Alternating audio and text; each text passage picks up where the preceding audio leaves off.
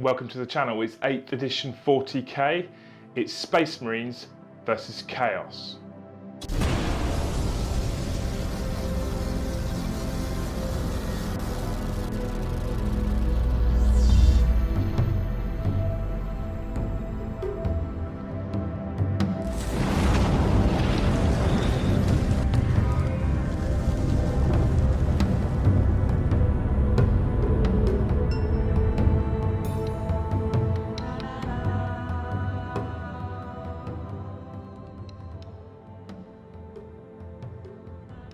And welcome to another classic matchup. Last game we saw the craft world of Those That Whisper take on the Slaanesh demons. It was a slaughter fest.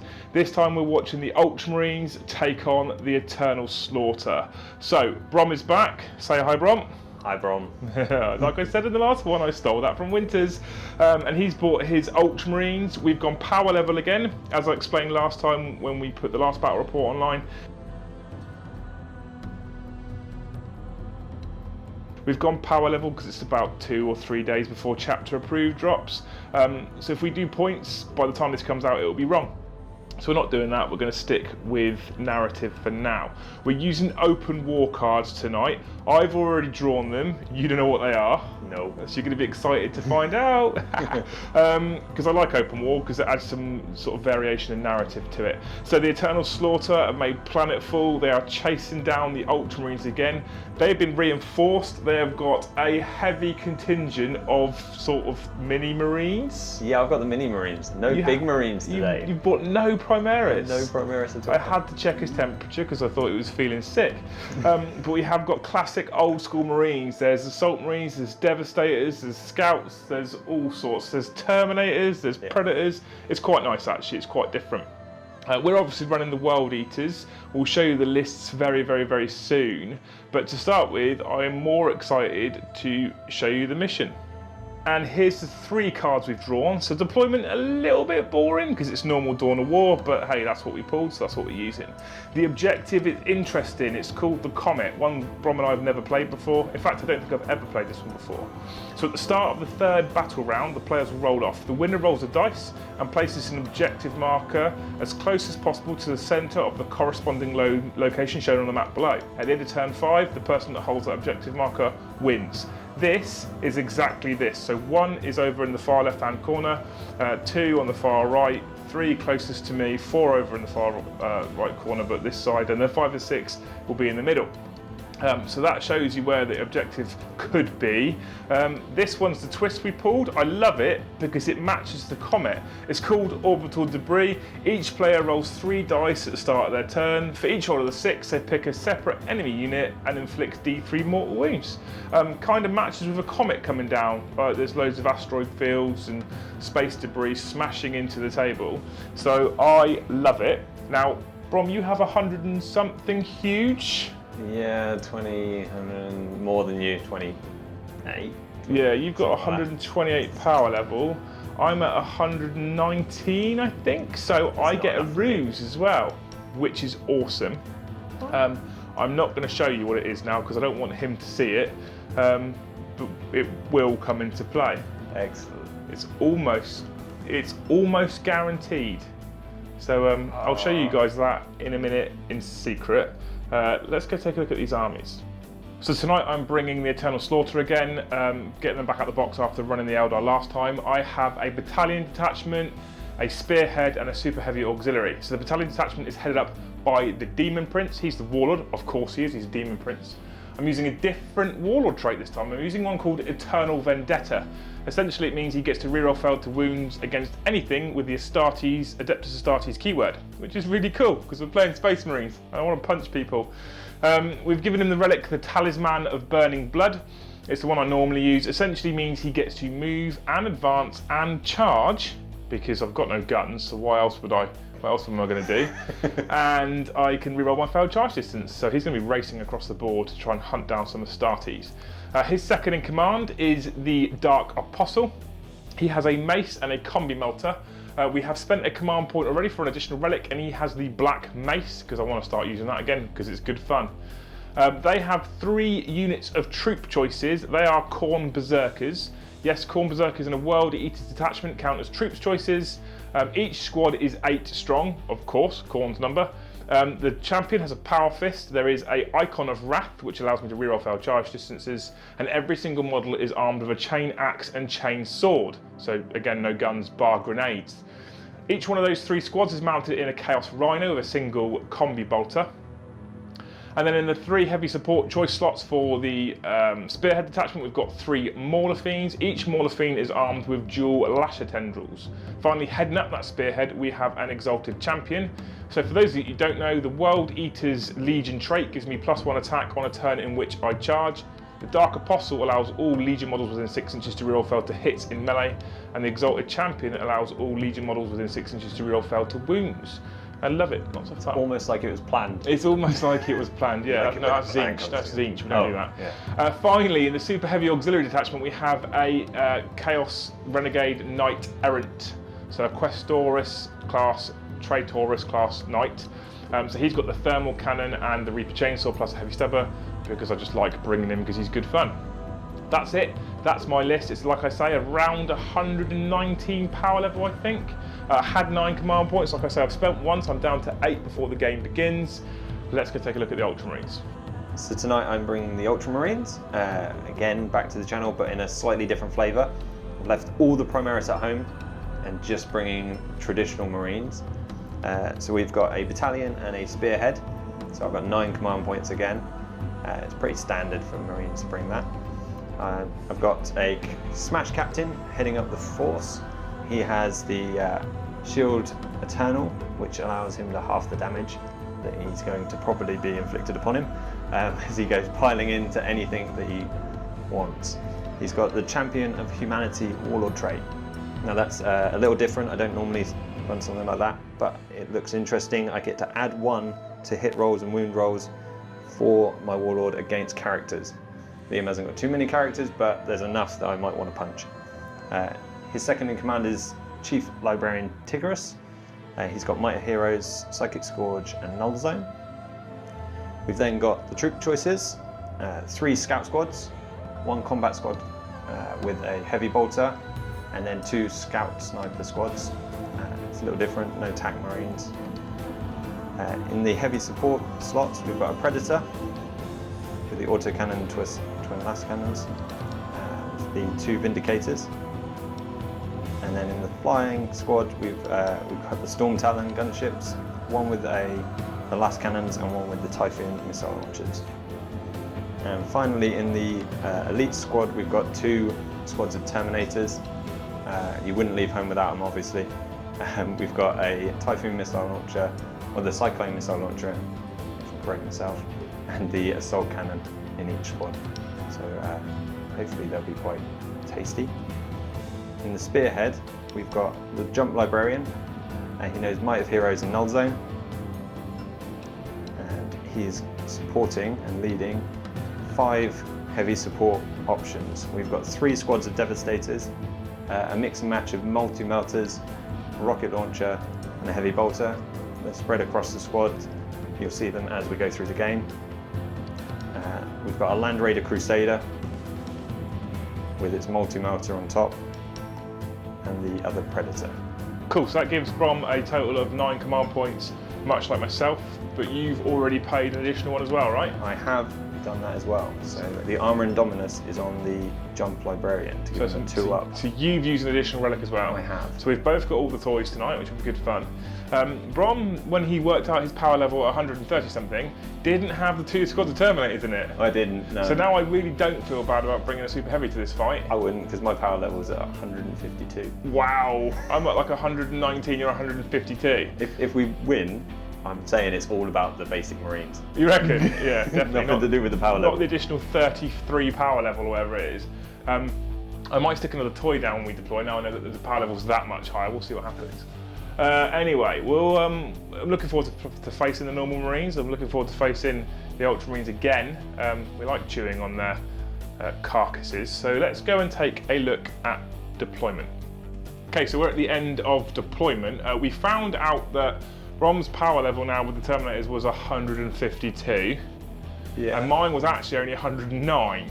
which is amazing, I thought. Yeah, so we did make an adjustment. Yeah. I did add a Bloodthirster, so I have more power level now, but still a lot less than you. Still sort of 20 or 30 less. Meh. Yeah. I'm okay with it, but I got a Bloodthirster out of it, so it's free. We could have scaled it down, but that's boring, right? So we went up instead. Yeah. It just means that this could be a late night for you, but I haven't got work tomorrow and you have, so I'm okay with it. No one knows I've got work. So perfect. So this is how it looks. Obviously it's done all the deployment, it's you go, I go type stuff, but it was quite easy for me. Brom put first unit down. I kind of tried to counter. I have a lot less drops than him, so it was a bit difficult. He did sort of put some scouts down because I can do things like summon bloodletters. I'll give you a hint now, I can only summon 1 squad of 10 bloodletters because that's all I own. In the future there'll be more demons to summon in narrative games because obviously summoning in narrative is free, it doesn't cost you any points. But hey, this is how it looks. So we've got the 3 runners on the right hand flank, right? Because there's more squishy stuff here than there was over here. We sort of spread the maulers out because they like eating vehicles and there's lots of vehicles. Put the Bloodthirster and the Demon Prince on the flank here, all of there. Throw him forward straight away because I need him to die. There's a reason, there's a ruse. And then we've got the, I know I give you a little tip there, and then we've got the big Questoris class errant there, the traitorous knight, ready to start marching forward because again we're staring down armour. Now Brom stuck his sniper scouts on top of the outcrops here, what a dick, basically because I can't get to them with anything essentially apart from combi bolter fire, and they got camo cloaks. Yes. Luckily that's not a ruin, so don't count as +2 in cover. We've got the combat scouts, devastators, preds, flyers as you see. Yep. His HQ jump choices are back here, cowering like Ultramarines do. We've now got a land raider full of 2 squads of devs. Yep. And we've got Tiggy and we've got 2 Vindicators. Now because I like the narrative, I don't stick stuff on top of my rhinos because people don't tend to sit on top of rhinos. Blue one has Dark Apostle in, yellow helmet has Exalted Champion in, plain one has nothing but plain Berserkers. Too late now, you've done it. No, they've gone now. Put them back, you've done it, too late. No, it's fine. So that's that. So I had a lot less drops, obviously. It is table for table, it is line up against line up. There's going to be carnage everywhere. I get +1. Yep. But you're the guest. Yep. So I always let the, I mean, you're not really a guest anymore, but you're still a guest strictly. I leave my stuff. So you get to roll 1 first, then I get to see if I beat it with my +1. So stick it down. I mean, I already beat that. Yeah, you do. I already beat that. You want the magic dice? I want the magic dice. So what Brom's talking about is this thing we've got, which was supplied to us by SM Battle Reports. I just stole 5 sides of SN, 1 of I just stole. I see that a lot, but normally only when I roll it, because you know Pardo likes me.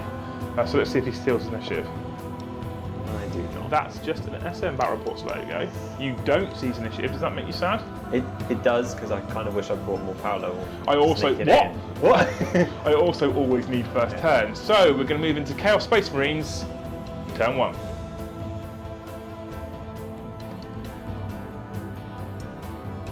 Okay, so we're at the end of the Chaos Space Marines movement phase.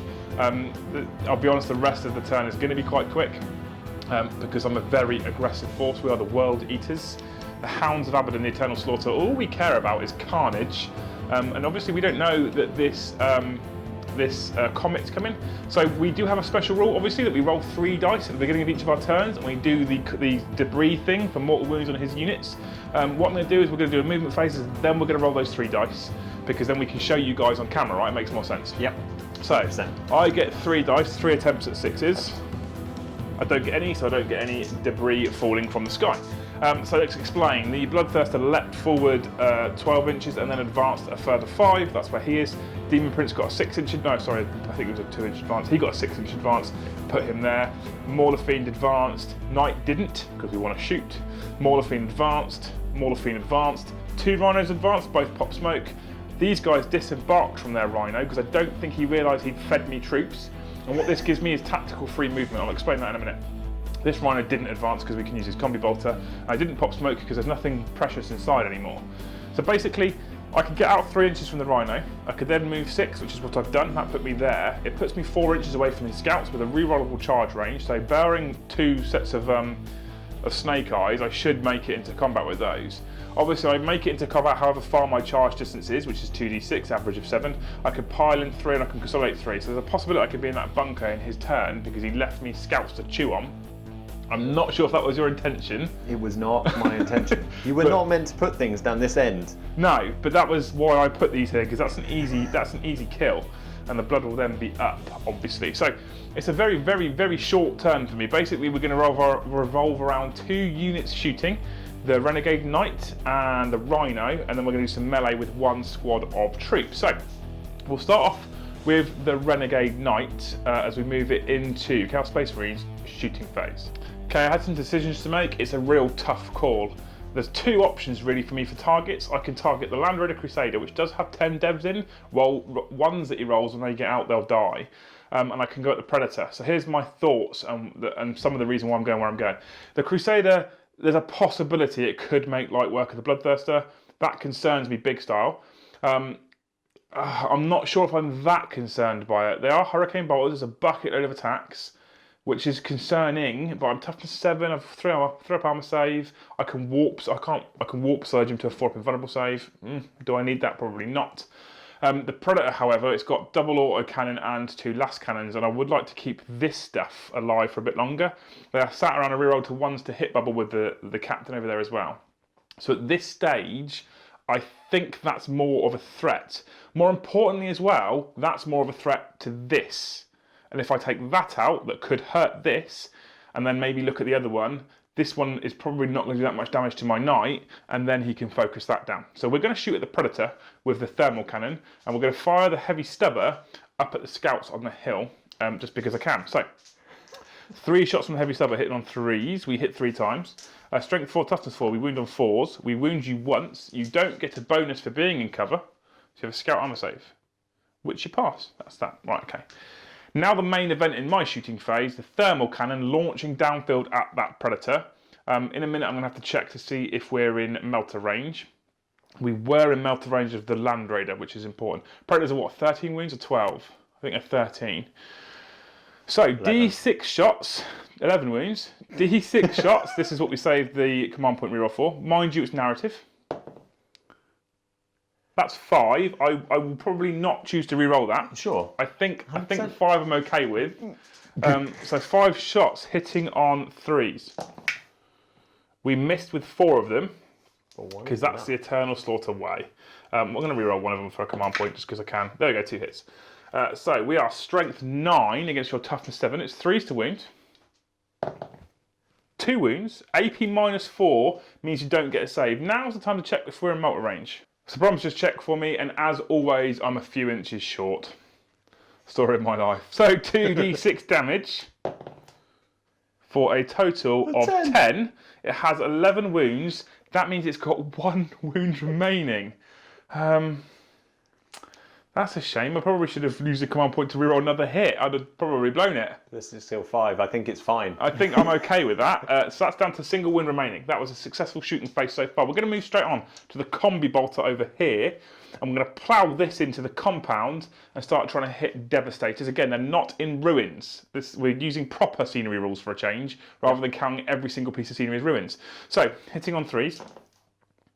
Yep. Wounded on 4s. Yep. So that was a waste of your time and mine. Do we throw a grenade? No, I want to eat scouts in melee. I don't think I need to throw a grenade. So that's the end of the Eternal Slaughter's shooting phase. So we're now in the charge phase. It's really simple. Squad of Berserkers is charging scouts. 2d6 charge. 6, I can't fail that, so I'm in. Brom's going to roll some Overwatch. So we have moved them. Here they are. They have surrounded the scouts. The 3-inch pylon we're going to use to move them around the back, around here, just because it gets me a bit closer to the bunker. I'll do the rest of that in a minute. And then I got the dice out for rolling. I don't know if you guys on YouTube have seen World Eaters too many times, Berserkers. I know I did take them against Winters' 13th. There's a lot of dice. So this is for the 7 guys of chain axes. They're their chain axe attacks. There's 21 of those. These are for the chain swords. All 8 guys have got chain swords. You can make an additional attack with a chain sword. So that's their 8 attacks. And here's 4 from the Power Fist, 3 for the champion base, plus 1 for being a World Eater. So that's the champion. I also get to fight twice. So if this fails to kill 5 scouts, I won't completely rage quit. I'll fight a second time. And if that fails, then I'll probably rage quit. So we're going to pick up the 21 dice first for the chain axes. Here's 21 attacks hitting on 3s. And let's not forget that 6s are death to the False Emperor. totaling 8 6s, so 8 additional attacks hitting on 3s.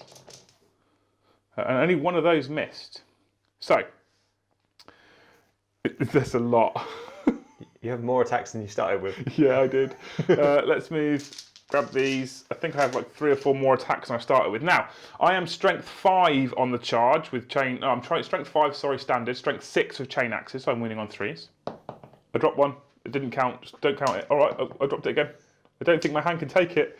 So these are strength 6, winning on 3s. I almost don't want to help him. And they're all AP -1. So we have 13 5-up sage because they're AP -1.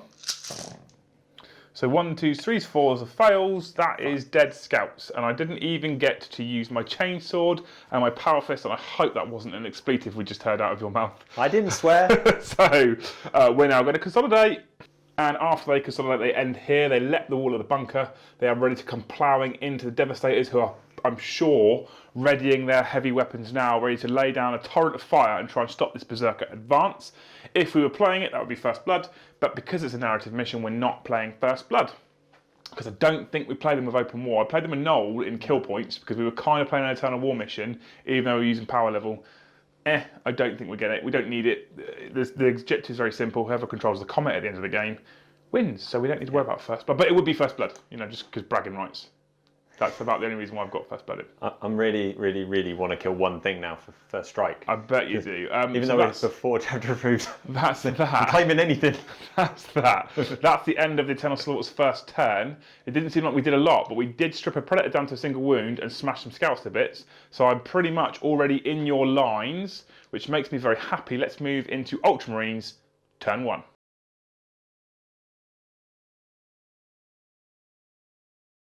Okay, so at the end of the Ultramarines movement phase, he's been actually a little bit aggressive himself. So both these flyers have, I think they're probably making a break for it, to us. They've flown over the top. I assume they're probably strafe and run. Don't forget this edition flyers have got 360-degree arc. You guys probably all know that by now. The devs haven't moved. Heavy weapons make sense. The Predator's the same. I'm surprised you didn't move that wounded Predator. Yeah, no. Here comes the aggressive part, though. The devs have piled out of that Land Raider before any of these targets are confirmed as killed, which is interesting. And then the Land Raider is also pushed forward itself as well. Now, obviously, that's got power of the machine spirits. It doesn't suffer the penalty for moving and firing heavy weapons. And the only one that really affects is the assault cannon. It has blocked line of sight from his own Vindicator back there, one of them anyway. And Tiggy's pushed up as well. Again, bold move, because Tiggy, if they don't do what they need to do, is now open to a charge from a Bloodthirster. And I don't fancy Tiggy's charges in that situation, I won't lie to you. He's got a big stick. He has, and I have a bigger one. Yeah, you do. Not that size is all that counts, obviously. No. So it's been interesting. What's your thoughts, Brom? I wish these didn't suffer from moving with heavy weapons. Oh, good. I forgot about that. Yeah. There's many things I wish, but no, I want to be a bit more aggressive. So got to get the heavy stuff out. Probably should have started on the board, but I didn't quite know where you'd be. So this is in melter range. Yeah. This is in melter range of this lot. He's in melter range of the Land Raider for the multi-melter. Okay. And in rapid fire of the assault cannons on the side. These guys are just going to fire whatever they can see. Hurricane bolters. Hurricane bolters, yeah, that's what okay, cool. So that's about it. It's been a bit aggressive from the Ultramarines. Like I said, this little castle stayed there. A smash captain that doesn't want to move. Interesting. It's different. It's silly. We'll see what happens. But before we move into the shooting phase, which I'm sure you're quite excited about over here, we've got your psychic phase, right? Because Tiggy's on the board, and so is your jump librarian. Yep. So where are we going to start? We are going to start over here, the jump librarian. He is going to cast Smite. Is he? To start with. Okay. Which is this. Okay.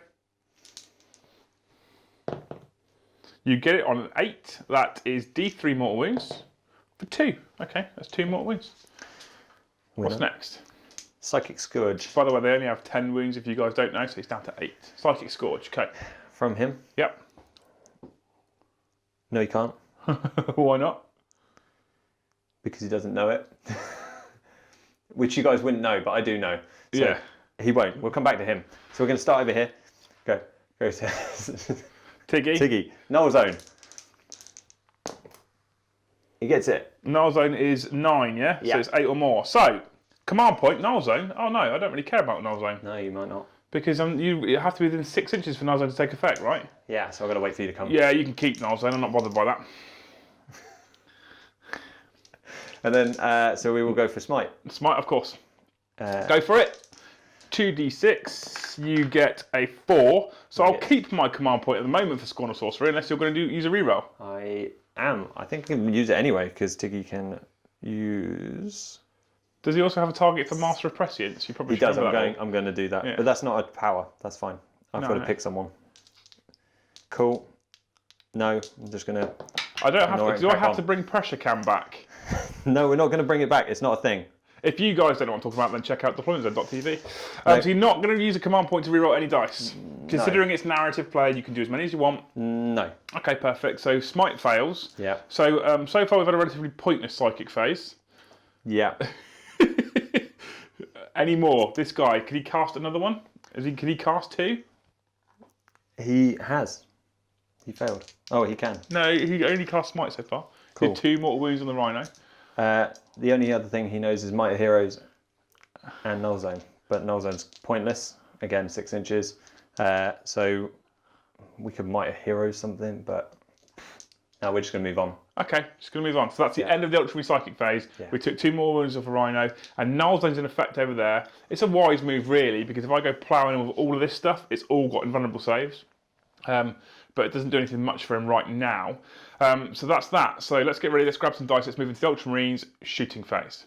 So we're going to start on this right-hand flank. This Storm Talon is opening fire with all of its weapons into these Berserkers. A point to note, both weapons are heavy weapons. However, it has a special rule, Strafing Run, which means it gets +1 if it targets ground targets or things without the fly keyword, essentially.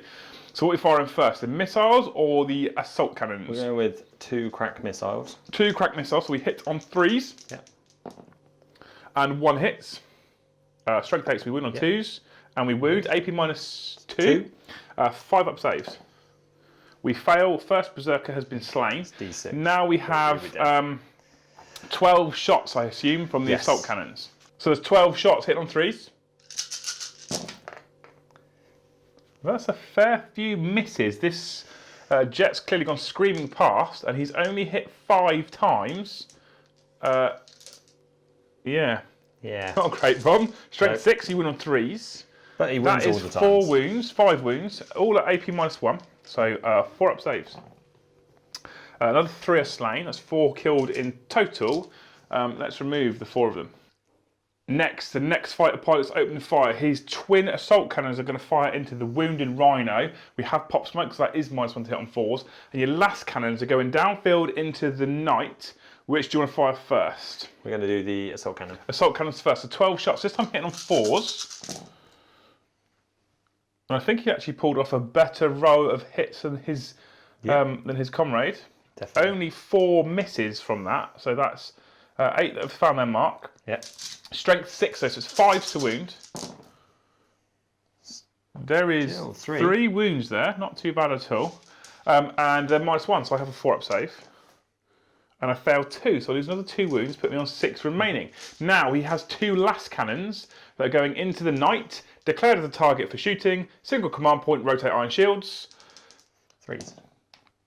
1 hits, 1 misses. Strength 9 means it's 3s to wound, which it does. It's AP -3. I now have a 4+ invulnerable save for rotate iron shields, which I fail, and I'm going to command point it and pass. So we have used 2 command points for rotating and re-rolling, but it means he's still at full profile. Let's work out what's going to fire next. Next, these 5 scouts from their elevated position are going to rain sniper fire down into the 4 Berserkers. So that's 5 sniper rifles, didn't move, hitting on 3s. That's good, that's 4 hits so far. They wound on 4s. That's 3 wounds. There's no 6s, so there's no mortal wounds. There's no AP, right? So 3 up saves.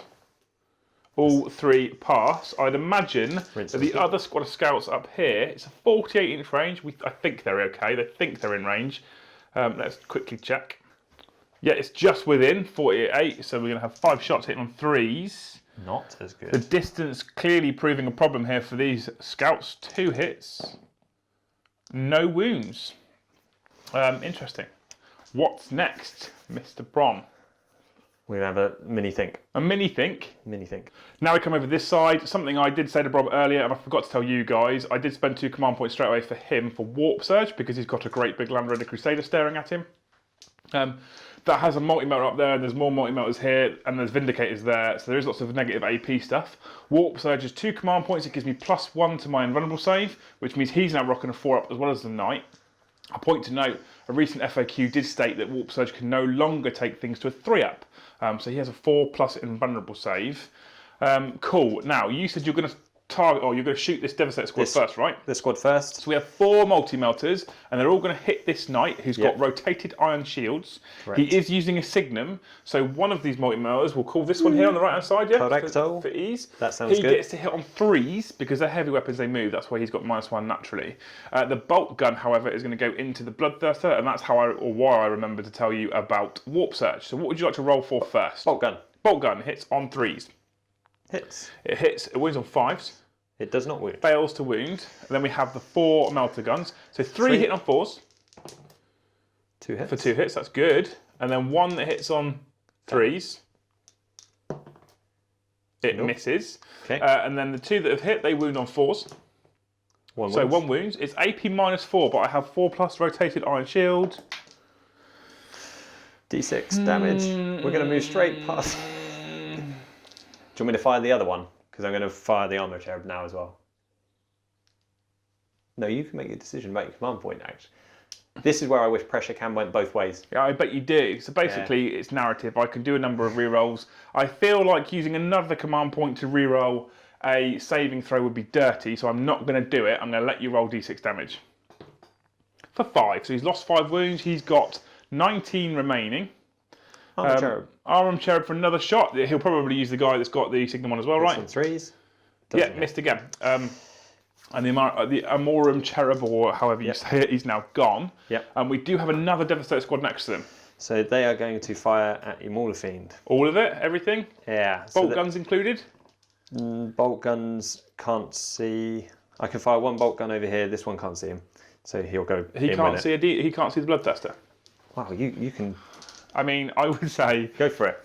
This guy here. There's absolutely no way he can miss the Bloodthirster. Cool, I'm good with that. So 2 bolt guns. Yeah. Glad that everyone on the internet has decided that. Yeah. For me, that's good for me. So 2 hits. They We wanted need it. that again. No wounds. Okay. The 2 multi-melters into the Mauler Fiend. Yep. I should declare the rocket launcher into him as well because he's a flyer, which I will fire with a stratagem. You want to use flak missiles? Yeah, I do. Okay, so okay. to clarify, the 2 multi-melters are going to hit this one. Yeah. The missile launcher is going to use flak missiles, which is a single command point stratagem, +1 to hit if you target fly keywords. I think it's +1 to hit. It might be. And then you do D3 mortal wounds. Oh, no, it's only +1 to hit if you use the Signum on him. Is that what you're doing? Yeah, I'm definitely doing that. Perfect. So, cool. So the 2 multi-melters hit on 4s. Both hit. They wound on 3s. No wounds. The flak missile is a heavy weapon. Sorry, the crack missile is a heavy weapon. Yep. So this now hits on 3s with the Signum. Yeah. So I just rolled a hit. And You hits. hit. It So does D3 mortal wounds. For 2. 2 mortal wounds. Nothing I can do about that. There's 2 mortal wounds on the Bloodthirster. And I'm going to fire it again because I can. Okay. With a little armored cherub. So hit on 3s. Hits. D3 mortal wounds.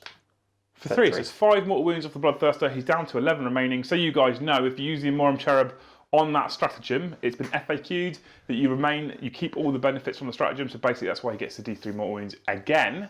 Now we've probably got some tanks ready to open fire. Yes, I we guess. definitely have. Where are we starting? We're going to start with the very badly damaged Pred. The wounded Pred. Where's he shooting? He is going to shoot everything. Oh, you're like the best things in the world, aren't you? You're just hidden everything. So we're going to go everything into the Knight over here. I don't think anything's hidden, mate. They're very well hidden. Everything into this Smoke screen Knight. over Cool. here. Knight with his rotating Last arms. cannons first. Yes. 2 shots hitting on 5s. No. So no re-rolling hits. the 1 for the captain. Come on.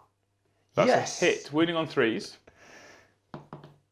Fails to wound. I'm going to command point this. Cool. Yes. Actually wounds. Rotated iron shield is a 4+ save. Failed because you command point, so am I. Passed. Now teacher, 2d3 from the autocannon. For 2 shots. hitting on 5s. 1 hit, strength 7, wounds on 5s. Wounds, AP minus 1 or 2. Yeah, something like that. 4 up save. Fail. It's a flat 3 damage. It is. So that's 3 more wounds off of the knight. That takes him down to 15. Cool. Next predator. Next predator, same. We're going to rinse. Same target, yeah? So 2 last cannons. This time we hit on 3s, you're rolling 1s. Yes. Good. Okay, 2 hits. Wounding on 3s. 2 wounds, 2 4-up saves. You can see that he is not as Both damaged. are saved with rotated iron shields. 2 2d3 autocannons. So that's 5 shots. His weapon system's fully operational. Didn't take the slamming from the thermal cannon, obviously. Hitting on 3s. And rerolling the 1. So that's 3 hits in total, and we wound on 5s. 1 wound, AP minus 1, 4-up save. Failed, flat 3 damage, so down to 12. Cool. That puts him on his middle bracket. Cool. What's next? We've basically got a squad of Devastators over here. Yep. We've got the Land Raider Crusader, and we've got 2 Vindicators. We have. So we will start this end, and they're going to fire for their lives. Into the Berserkers. Yeah. Kill or be killed now, down in this corner. I was kind of hoping that they might have taken a bit more, but bit of order of things. I think you'll be okay. Yeah. Everything into them, or are we going to keep the multi-melters somewhere else? No, we're going everything into them to start with. I'm going to be honest. Yeah. Are you sure? I know that it's a possibility. Oh, I could Hellfire Shells. Hellfire Shells is what I'm thinking. Would have been better, actually. I'm thinking 3 of them die. Signum Hellfire Shells is hitting on double 2s. Yeah. We'll go the bolters into them as well, and then we'll go the multi-melters into the damaged Rhino. Yeah, that's exactly what I would do. I'm assuming they can see the Rhino. I will double check that before we fire them. Let's quickly check. Okay, so over here we've just checked both multi-melters can see the Rhino just about, enough that I'm happy with it anyway. Perfect. They didn't move this time, so it's hit on 3s. He's declared the signal on the heavy bolter, you'll see why in a minute. Yep. So these 2 multi-melters hit on 3s. 1 hits, they wound on 3s, come toughness 7. I don't get a save, I do d6 damage. For 5, leaving him on 3 remaining. Cool. Now, Hellfire Shells from the heavy bolter with a signum means he's hitting on 2s. So do you hit? You do hit. Oh, do you know what we forgot about with those multi-melters? Smoke. -1 to hit, yeah. Oh well. Do you D3 mortal wounds? D3 mortal wounds. 1 Berserker has been killed. I'm going to command point that. Yeah, I thought you might. Don't be a 2. That serves you right. Yeah. 1 Berserker has been killed. Then we've got 2 bolt guns. Rapid fire range. That's 3 hits. Wounding on 4s. That's 2 wounds. 3 up saves. 2 more die. And we're going to use the a Morum Cherub. Morum Cherub to remove the last one. Yeah. Just got a hit. I do. You hit on 2s because the signal's still in effect. D3 mortal wounds. You only need 1 anyway. They have all been killed. That Berserker squad has been wiped out. And then we're going to move over to the last 3 tanks. So first, the right-hand Vindicator that's been blocked off by the Land Raider. That's okay, because it's going to open fire on the Bloodthirster. D3 shots for 1, hitting on 3s because it didn't move. So it hits, strength 10, it wounds on 3s because I'm toughness 7. It wounds. I have my 4-up Demonic Warp Surge save. I fail, these aren't doing me any favours tonight, and I'm not going to re-roll it. D6 damage. For 4, taking me down to 7 left. So 2 shots from the Stormbolter. 1 hits, wounds on a 5, doesn't wound. Okay. Cool. So what's next? Next is the Land Raider. Yeah. Which is so pretty. And we're going to open everything up on your Bloodthirster. Everything. Everything up. Okay. Okay. So we've got a lot to fire. You have. So you first of all, what do you want to fire? Your twin assault cannon, your multi-melter. We'll go with multi-melter. Single shot. Yeah. Hit on 3s. Fails. Misses. 12 shots from the assault cannon. I had 6 in my hand. I was prepping. Hitting on 3s. All but 2 hit the machine spirit guiding these rounds. Yeah. Strength 6, it wounds on 5s. Many. Wow. That's not absolute lethal efficiency from the assault cannon. There is a total of 5 -1 saves for the Bloodthirster, saving on 4s. I failed 2 more, puts me on 5 wounds remaining, and now we've got Hurricane Bolters. These are in rapid fire range. He's opened fire. He's hit so far with 17 of them, wounding on 5s. 1, 2, 3, 4 that I can see. 5 that I can see so far. Yeah, I only have 5 wounds remaining. 5 3-up saves. I fail another 3. 2 wounds remaining, and you've got a rapid firing storm bolter, which is 4 shots. Correct. If I can get dice out of my hand. 3 hits. Again, I've only got 2 wounds left. You only need 2 5-ups. 1. 3-up save. I pass. I still have 2 wounds remaining. Ooh. And all you've got left to fire is a single Vindicator. So we will fire that at. I thought you probably would. There was some decision about maybe firing it at the night. No. These 3 shots. 2. I want this to go well for you. 3s to hit. No. And this is what Vindicators do to you. You still got Stormbolter. I do, or I am going to command point one of them to hit. You hit. Strength 10, wounds on 3s. He That's wounds. a cock guy. That doesn't wound. Oh no. It was a 1. Stormbolter. Right. Stormbolter. Hang on, is he not in rapid fire range there? He is. 2 shots, 2 hits, sorry. Wounding on 5s. It doesn't matter. Don't do it. He has a single wound remaining, the Bloodthirster. I mean, don't get me wrong, he's now terrible, but he's got a single wound remaining. He now has like 2 attacks. That's it. It's been relatively efficient from the Ultramarines so far. They've stripped that down to 3 wounds left. They've slaughtered the squad of Berserkers over there. They've stripped him down to a single wound left. They put him down to 12 wounds remaining, which means he's on a middle profile. He's on his lowest profile. Absolute efficiency. It could have gone a little better for you, but it's not been that bad. It's not been terrible. I was very scared when your Berserkers got in the lines. Yeah. Very quickly. You gifted me that move, and I was so happy. So I'm glad they're dead. And over here, I would have liked one of these big things to maybe die. Okay. Well, we'll see what happens when we move into Eternal Slaughter, turn 2.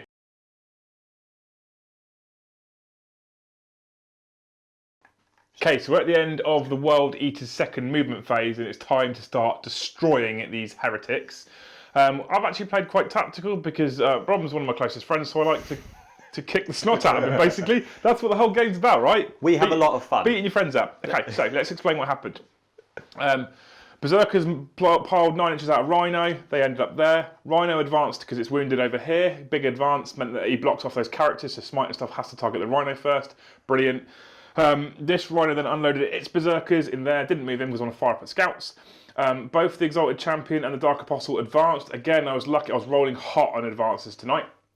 So they've moved there. It's risky. It means if the Berserkers get in combat, they get full benefit reroll to hits, reroll to wounds. If they don't, my characters are protected by a 3-wound Rhino, so it's a bit ballsy. But saying that, we've also got a Mauler Fiend in here, which is a 5-inch charge to that Predator. They're a 6-inch charge to that Predator. I think they're actually just under a 6-inch charge, but I'm going to say 6 because I feel sorry for him and I get to reroll anyway. These Berserkers are a 4-inch charge, I think, to there. This Rhino, the reason why this Rhino is here is because he flew that there. So 20 inches with Supersonic comes off the board, which is destroyed all the way round to about here.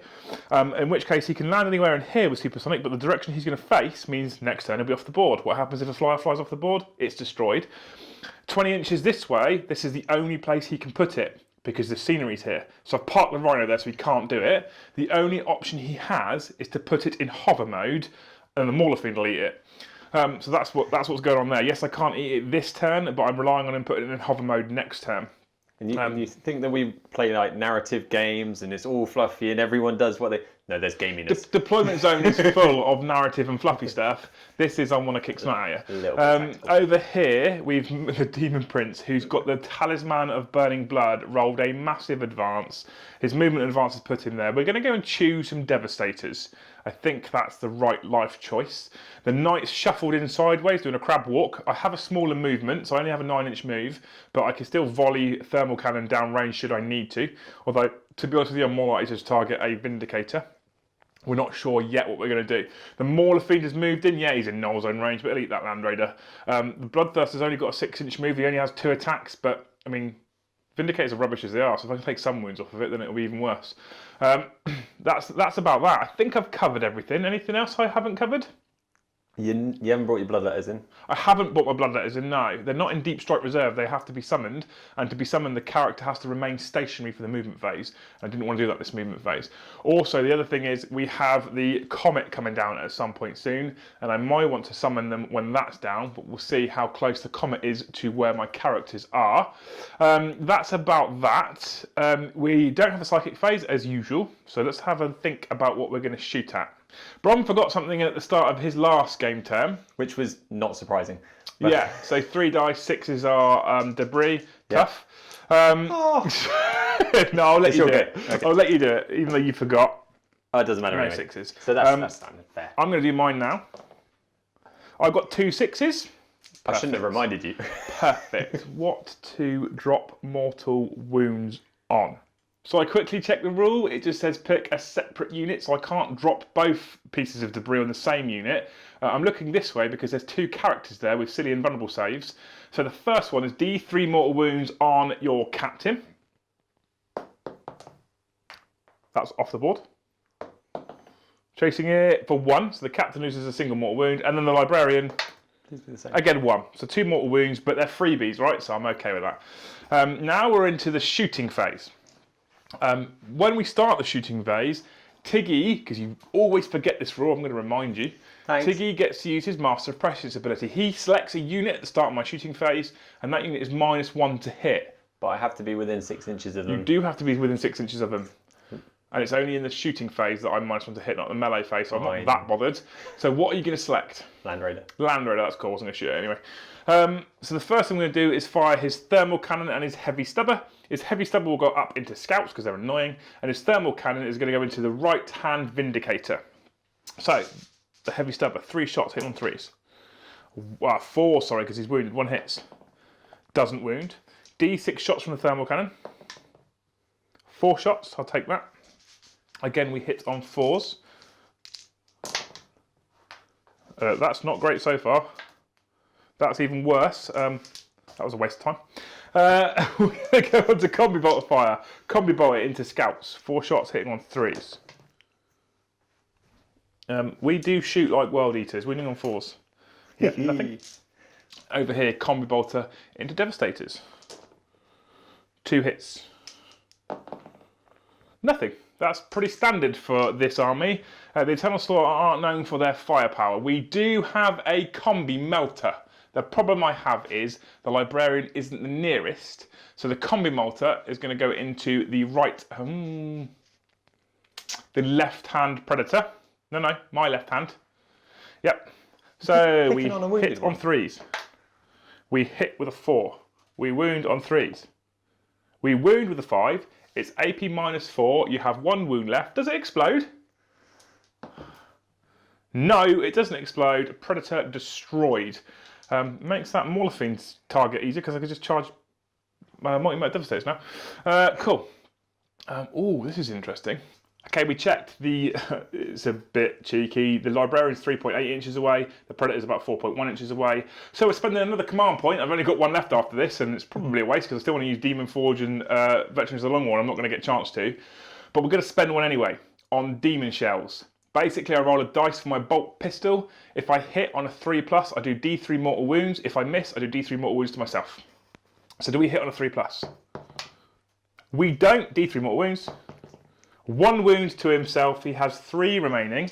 And that's that. That's the end of the Eternal Slaughter's shooting phase. Absolute waste of everybody's time. So let's move in to the charge phase. We're going to start over here with these Berserkers. They're 4 inches away, 3-inch charge. It's rerollable, don't need it. They're in. We're going to do the Overwatch in a minute off camera. These Berserkers to that Predator. I told you 6 inches. It is rerollable. Which is good because that's 3 inches so far. That's 8. They'll be in with that Predator. Say goodbye to your Predator. 2 characters. They're going to go into the Librarian. So the Exalted Champion. He is in with a 9 and the Dark Apostle. He will fail on a double 1. I'm okay with it. Although I kind of wanted the Black Mesa smash him to bits. Over here, Mauler Fiend is going to charge Devastators first. So he eats the Overwatch. Yeah, even with that, I think he may be okay, but if not... Do you get to reroll? No. I don't get to reroll with the Mauler Fiend, no, unless I use a command point. Yeah. Command point. Yeah, he's in. Yeah, he's definitely in now. Demon Prince then will follow in afterwards. That's a lot of double 1 charges we've rolled so far, but he's got the talisman, so he rerolls failed charges. He's in. That's a 9 if you can't see the one over there. Then we're going to charge some Land Raider action with not the Demon Prince, that's not the Demon Prince, that's a Traitorous Questor Knight. He's going to go in on that, that's 7, he's in. Mauler Fiend into Land Raider. He's in. Then you could have done your Now the Bloodthirster, 4 inches away. He's in. Okay, cool. So everything pretty much made it in, apart from the Dark Apostle. Brom's now going to roll a bucket load of Overwatch, and don't keep me up all night. We'll come back once the moves have been made.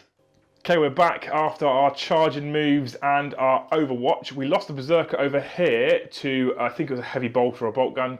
We lost a Berserker here to a last cannon. We lost a couple of wounds here on the Knight to, believe it or not, the Stormbolter, I think it was. And we lost a wound here to a multi-melter. Or a bolt gun or something, I can't remember. It's a bolt gun. Yeah, it's a bolt gun, I thought it was. I've only wounded with really, really rubbish weapons. Yeah. All the high strength, high power, multi damage, did nothing. No. All the bolt guns, they're hitting the mark. Trusty marine weapons, right? So, we've made charges everywhere otherwise. We're pretty happy right now. The only thing I should tell you is over here, that Exalted Champion is on that right-hand rock, but because of wobbly model syndrome, it's a thing, it's in the rulebook, we've put him down there. It meant that his captain couldn't heroically intervene and be on the same level and within an inch, which is good, because I didn't want him to. So we're going to start with the Exalted Champion, because if he was going to spend 2 command points to interrupt, that's where he would do it, because everything else is pretty trash in combat. So, 5 attacks from the Exalted Champion, 4 base plus 1 for charging, hitting on 2s, rerolling 1s because the Dark Apostle's nearby. There we go, so 5 hits. I really wanted Vets for the Long War, but I used all my command points. We are Strength 6, so we wound you on 3s. We do reroll failed to wounds because we're an Exalted Champion. So these 4 that failed, we reroll. I thought I got lucky then. So we've wounded you 4 times at AP -1. So. I'm not going to activate. You're not going to use your armour Indomitus anyway. or whatever. It's 3 up anyway. And 3 up anyway? Because he gets a 2 up armour save for armour Indominus and a 3 up invuln. So 3 ups. So 4 3 up saves. Yeah. If you fail all 4 of these now, it'll be embarrassing. It will, because he's only got 3 rounds. You passed all 4. Good. Okay. So now we're going to move on to another unit, and I now am pretty annoyed. So we're going to go on to the Demon Prince. I think we do the Demon Prince first. Yeah, you're into both squads. Are you going to split the attacks? No, no, not at all. Demon Prince is going to fight the left-hand squad. Now, he's a Demon Prince, which means he has 4 attacks base. He's a Demon Prince of Khorne, which means he gets an additional attack. And he's a World Eater, so he gets an additional attack, which is 5. No, sorry. That's 6, maths. Yeah. And then he's got 2 claws, so 9 attacks. 9 attacks, hitting on 2s. He's the Demon Prince, and he rerolls 1s, not that I have any, but I do have 2 6s, and 6s are Death to the False Emperor, so 2 more attacks, hitting on 2s, rerolling 1s.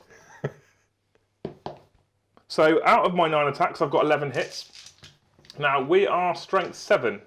Your Toughness is 4, so we wound you on 3s. We're AP -2, and we're flat 2 damage.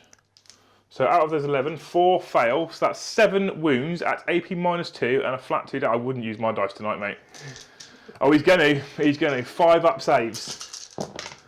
1, 2, 3, 4, 5 die. Exactly, that squad has been wiped. Demon Prince efficiency. Cool, I told you don't use my dice. Next, we're going to move on to the Mauler Fiend stood next to him. 4 attacks with his Power Fist, hitting on 4s. No hits. Then 6 attacks with his Lasher Tendrils, also hitting on 4s. 1 hit. Strength is 8. 2s? No, strength is 6, sorry, so it's 3s. So fail to wound. But we do tie up a multi-melted Devastator squad, so we're okay with that. What should we do next? We're going to do Mauler Fiend for a laugh into Land Raider, because that last one whiffed so bad. 4 attacks with Power Fist, hitting on 4s. That's better, 2 hits. Strength 12 with his Power Fist, we wound on 3s. 1 wound. AP -3 means you have a 5 up save. Not using your dice. Yeah, you passed. See, I told you. Didn't I tell you? Deployment zone dice available on the website. Lash of Tendrils hitting on 4s. That is 3. I don't get Death to the False Emperor with Morphines. Wounding on 5s. None at all. So the bonus is he has to fall out of combat and then he can't fire. Bloodthirster, I need to know what he can do because he's rubbish right now. So I was right, the Bloodthirster is rubbish. He now has 2 attacks. I can trade them in for 4 hits at strength 8 on the charge, which I'm thinking about doing because I wound you on 3s, but they only do a single damage. So we're going to go balls deep, basically. I mean, you always do, right? Yep. And we're going to go for Mighty Blow, 2 attacks hitting on 4s because he's got 1 wound left. We hit with 1. That's a start, isn't it? And we wound. I should have checked if that model was in 6 inches. I could have rerolled those 1s from the demon. It's too late now. We wound you with strength 16. Yeah. So we wound you on 2s. That's a 2. That is a 2. It's an aggressive 2. AP minus more than you've got. Yeah. And it's 2d6 damage and pick the highest. Yeah. I mean, there's no real contest there. The highest is definitely 2 because they're both 2s. Cool. So, Knight next. 4 attacks from the Knight, hitting on 4s because he's on 10 wounds remaining. That's good. That's 2 hits. Strength 14 with his Reaper Chainsaw, which means we wound on 3s. We wound once. AP minus 3 means you have a 5+ save. Again, I'd use your own dice. One single. Which you fail. Flat 6 damage. So the Land Raider's lost 6 wounds. Let's come over here and feel good about myself by actually murdinating stuff. So I now need to feel good about myself because I've whiffed over here apart from the Demon Prince.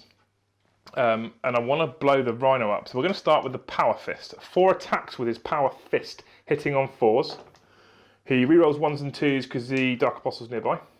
That's no hits. Then we go into the Chain Axes, of which there's 7. I lied, there's 6 because 1 got killed in Overwatch. These are Chain Axes. These hit on 3s. And they reroll everything for the Dark Apostle.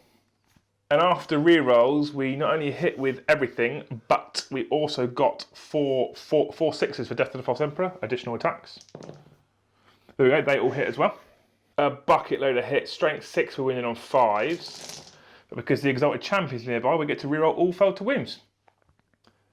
6 wounds so far, 7, because I'm counting that one. And we're rolling the rest of these. That's 12 4+ armor saves. It's enough to kill it. Nope, you've made a fair few. So we have taken 1, 2, 3, 4 wounds off of it so far. We now have 7 chain sword attacks hitting on 3s with rerolls for the Dark Apostle. And 6 is a Death to the False Emperor for an additional 1, which missed. Oh, and we reroll that for the Dark Apostle. Yep, that hits. So 8 hits. Strength 5 means I wound you on 5s. With rerolls for the Exalted Champion. Not that I really needed it then. I only get 3 rerolls in total. So that's another 5 at 3 up saves. Another wound gone. That's 5 down so far. The bonus is we get to activate and do it all over again. So, 4 Power Fist attacks hit on 4s. Rerolling 1s and 2s. This is your doom. You're in trouble. 6s don't cause Death to the False Emperor on Power Fist because they're -1 to hit. I had people screaming at me on that on the last battle report. So, he's strength 5 base. Power Fist makes him strength 10. So we wound on 3s. We don't need the rerolls from the Exalted Champion. That's 4 AP minus 3 hits on your Predator. So 6 is to save. Does not save. So no saves. That's 4d3 damage. And does it explode? No, it doesn't explode. The Predator is a wreck. I'm going to rinse and repeat over here. So we fought back with everything over here because we didn't think it had much of a punch, and we were right. We did no damage at all over here. So we're going to come over to this side. There's nothing to fight, obviously, because it's all dead. So it's just a Librarian who has 3 attacks with his Force Stave. That's called, is it, apparently? Yeah, it's the Force Stave. It looks like a mace, but they don't take maces. No. But rule of cool, right? Yeah, exactly So that. 3 attacks, hitting on 3s of a Librarian. Correct. He hits all 3 times. Good. Strength 6 means you wound on 3s. You wound once. AP is -1. -1. So 4 up save for the Exalted Champion, which he failed. D3 wounds. D3 wounds. For 2. It leaves him on a single wound remaining. I should point out at this stage, I did forget with my Exalted Champion that against characters he rerolls all failed to hits and all failed to wounds anyway. But because the Dark Apostle was nearby, it didn't make a massive difference because they're character hunters. But anyway, So that's the end of my turn, and I'm going to call that successful. We have completely collapsed this flank over here. There is nothing left apart from the characters. They have two choices. They stand and fight these Heretic Astartes, or they will back off over here and support the rest of their armoured brigade back here, which is under attack from demons and demon engines. The scouts are probably looking on in horror above, but the first company are in high orbit. They can still come in, and aerial support is relatively untouched. So, let's move into Ultramarines, turn 2.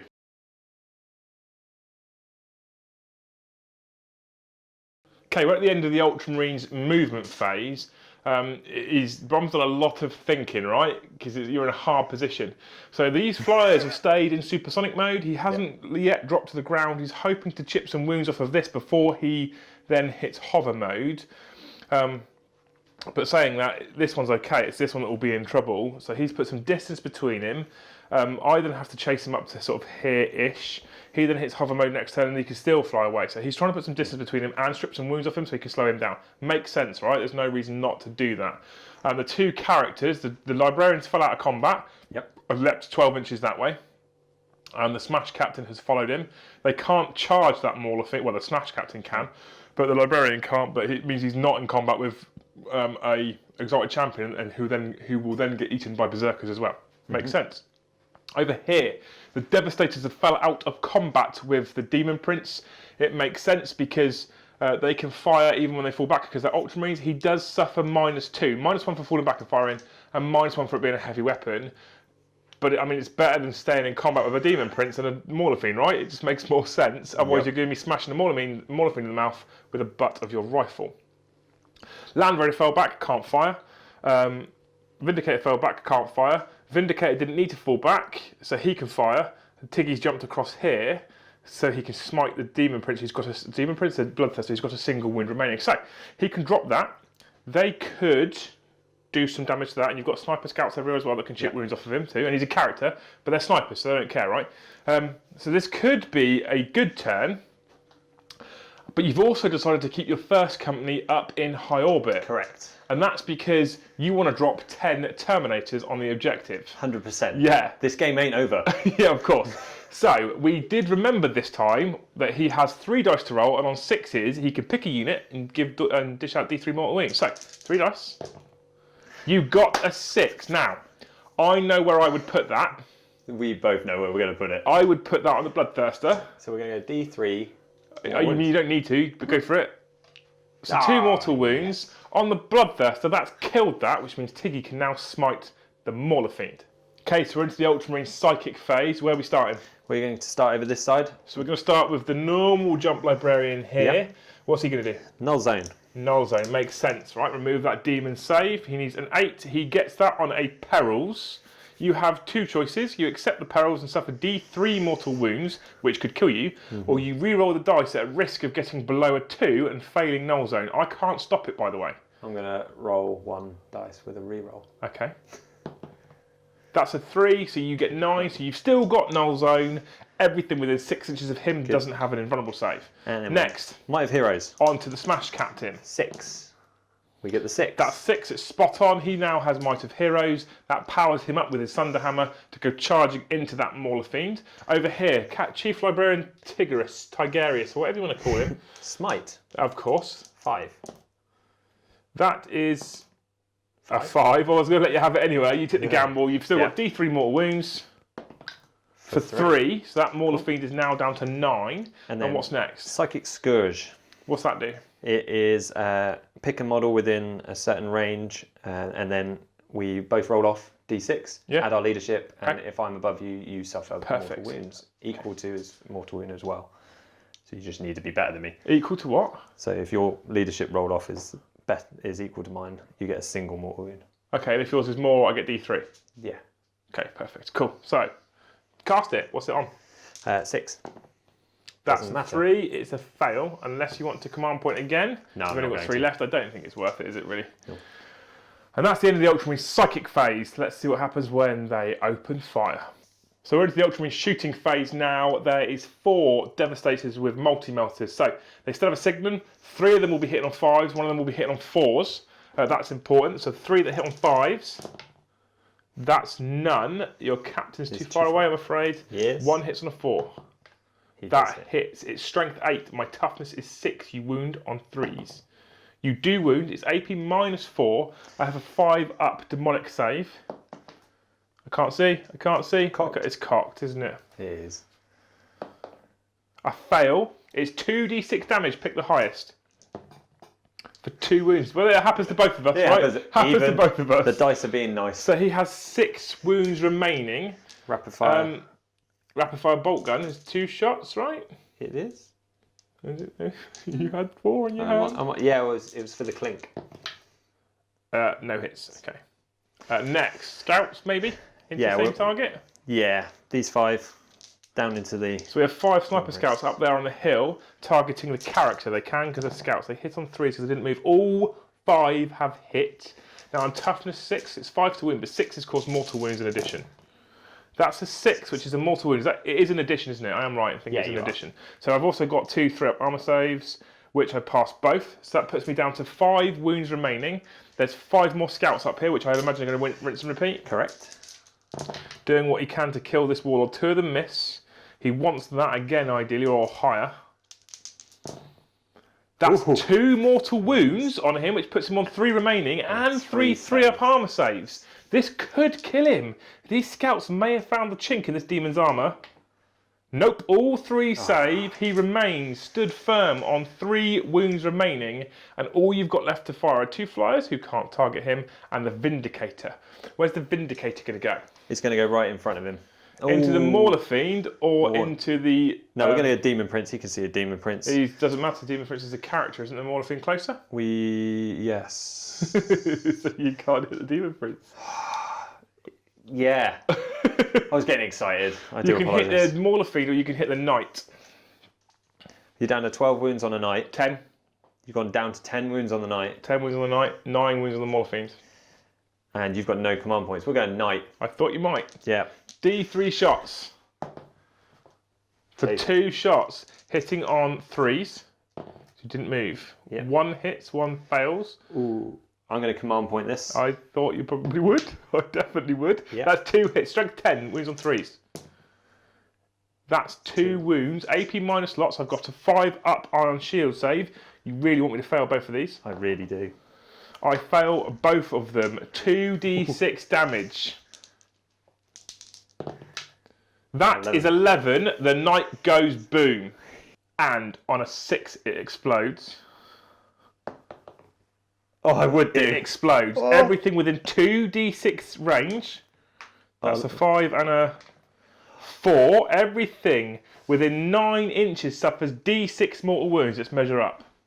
A titanic explosion in this corner of the battlefield where the Ultramarines are starting to castle up. I'm going to roll for all of your units. I'm going to let you roll for all of mine. Thank you. Seems fair, right? Yeah, with your dice. So, we're going to roll d6 for the Devastators. There's 5 of them in the squad. That's 1 mortal wound on the Devastators. One of them's killed. Cool. The Land Raider, who's lost 6, who's got 12 left, d6. That's 4 mortal wounds. He's down to 8 remaining. This Vindicator, who's fresh health. 6 mortal wounds on that Vindicator. That puts him down to what, 4, 6? He had 11, 6. so down to 5. So 5 left on him, 8 left on him. 1 Devastator's killed. One Devastator's killed. Oh, One's killed. He's killed. Cool. Now, you get to roll d6s for me. I've got 2 Mauler Fiends and a Demon Prince. Take your pick. So we'll go Mauler Fiend this side. He's got 9 left. He's lost 5. That puts him on 9 minus 5 maths 4. is 4 left. Yep. I had to think then, it's late. This one. He's got 1 gone. He's 3 lost more. another 3. That puts him on 8 remaining. Demon Prince. Hang on a minute. Oh. Right. He has only got 3 wounds left.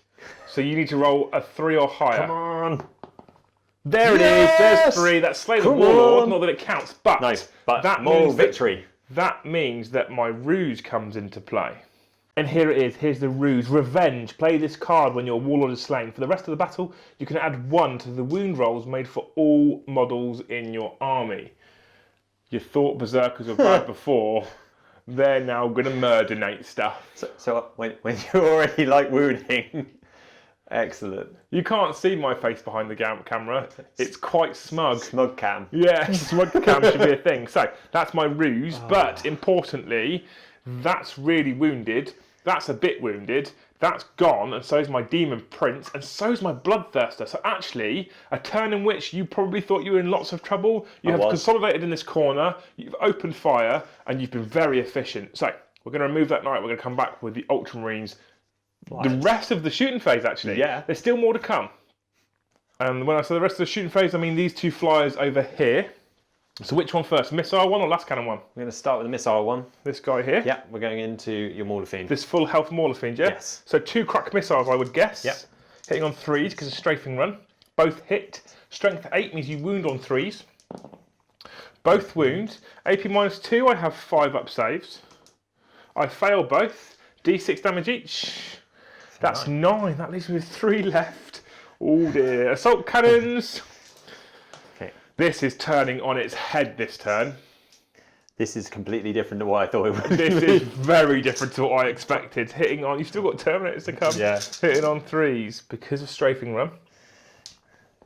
So only 4 not finding their mark. That's 8 hits in total from the fighter. Wounding on 5s, however. There is 2. It's not enough, but it is AP -1, so 4s.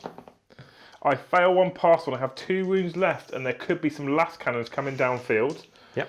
Are the last cannons and the assault cannon going in? The assault cannon can't reach, so the assault cannon's coming over here. Okay, so assault cannon to Rhino. Yep. Perfect. 4, 6.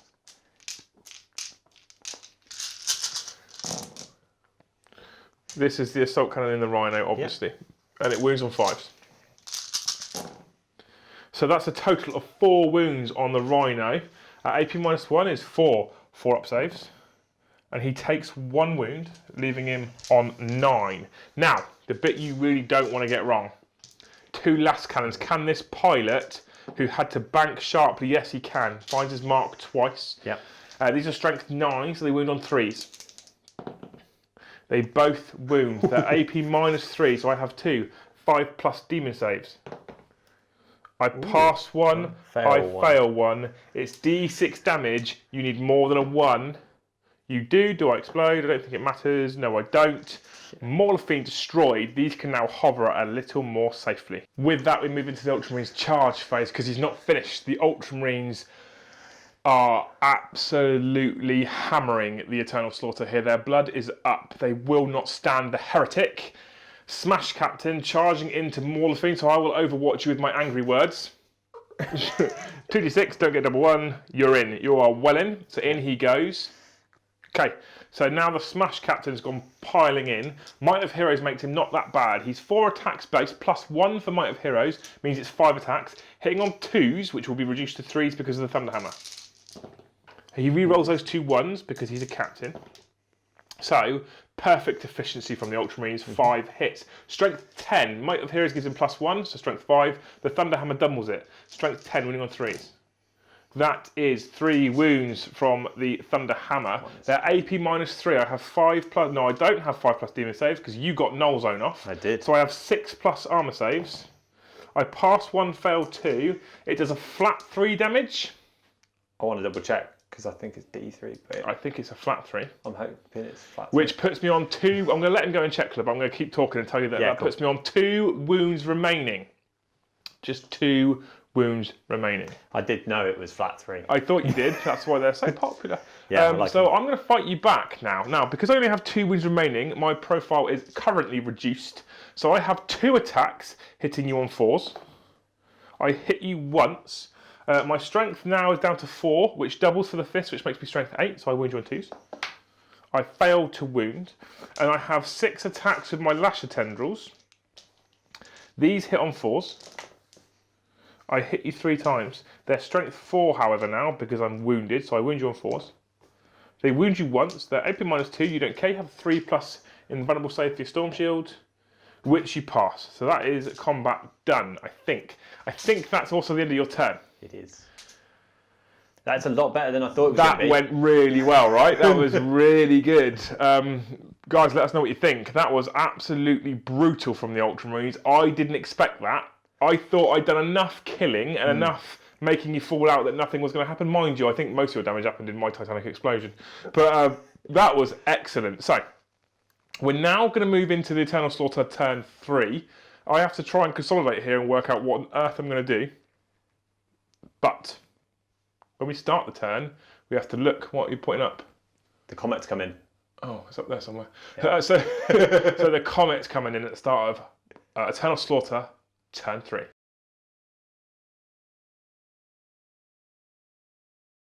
So it says at the start of the 3rd battle round, the players roll off. That's what we're going to do now. Brom wins. The winner rolls a d6. A 1, and he places the objective marker in that zone. The rules are simple. It has to be as close, place the objective marker as close as possible to the centre of the corresponding location shown on the map. So in this corner, you've got to go as close to the centre as possible. So it's about here. We'll have to measure up and work out exactly where the centre is. Which means the objective has ended there. Perfect for the Ultramarines. Makes sense now why they had castled up there with their biggest unit. The bonus for me is, as I move into my turn 3, is I have 2 Mauler Fiends here, which means he can't drop first company on it yet. That's a bonus. I'm quite glad about that. Let's move into the Eternal Slaughter turn 3.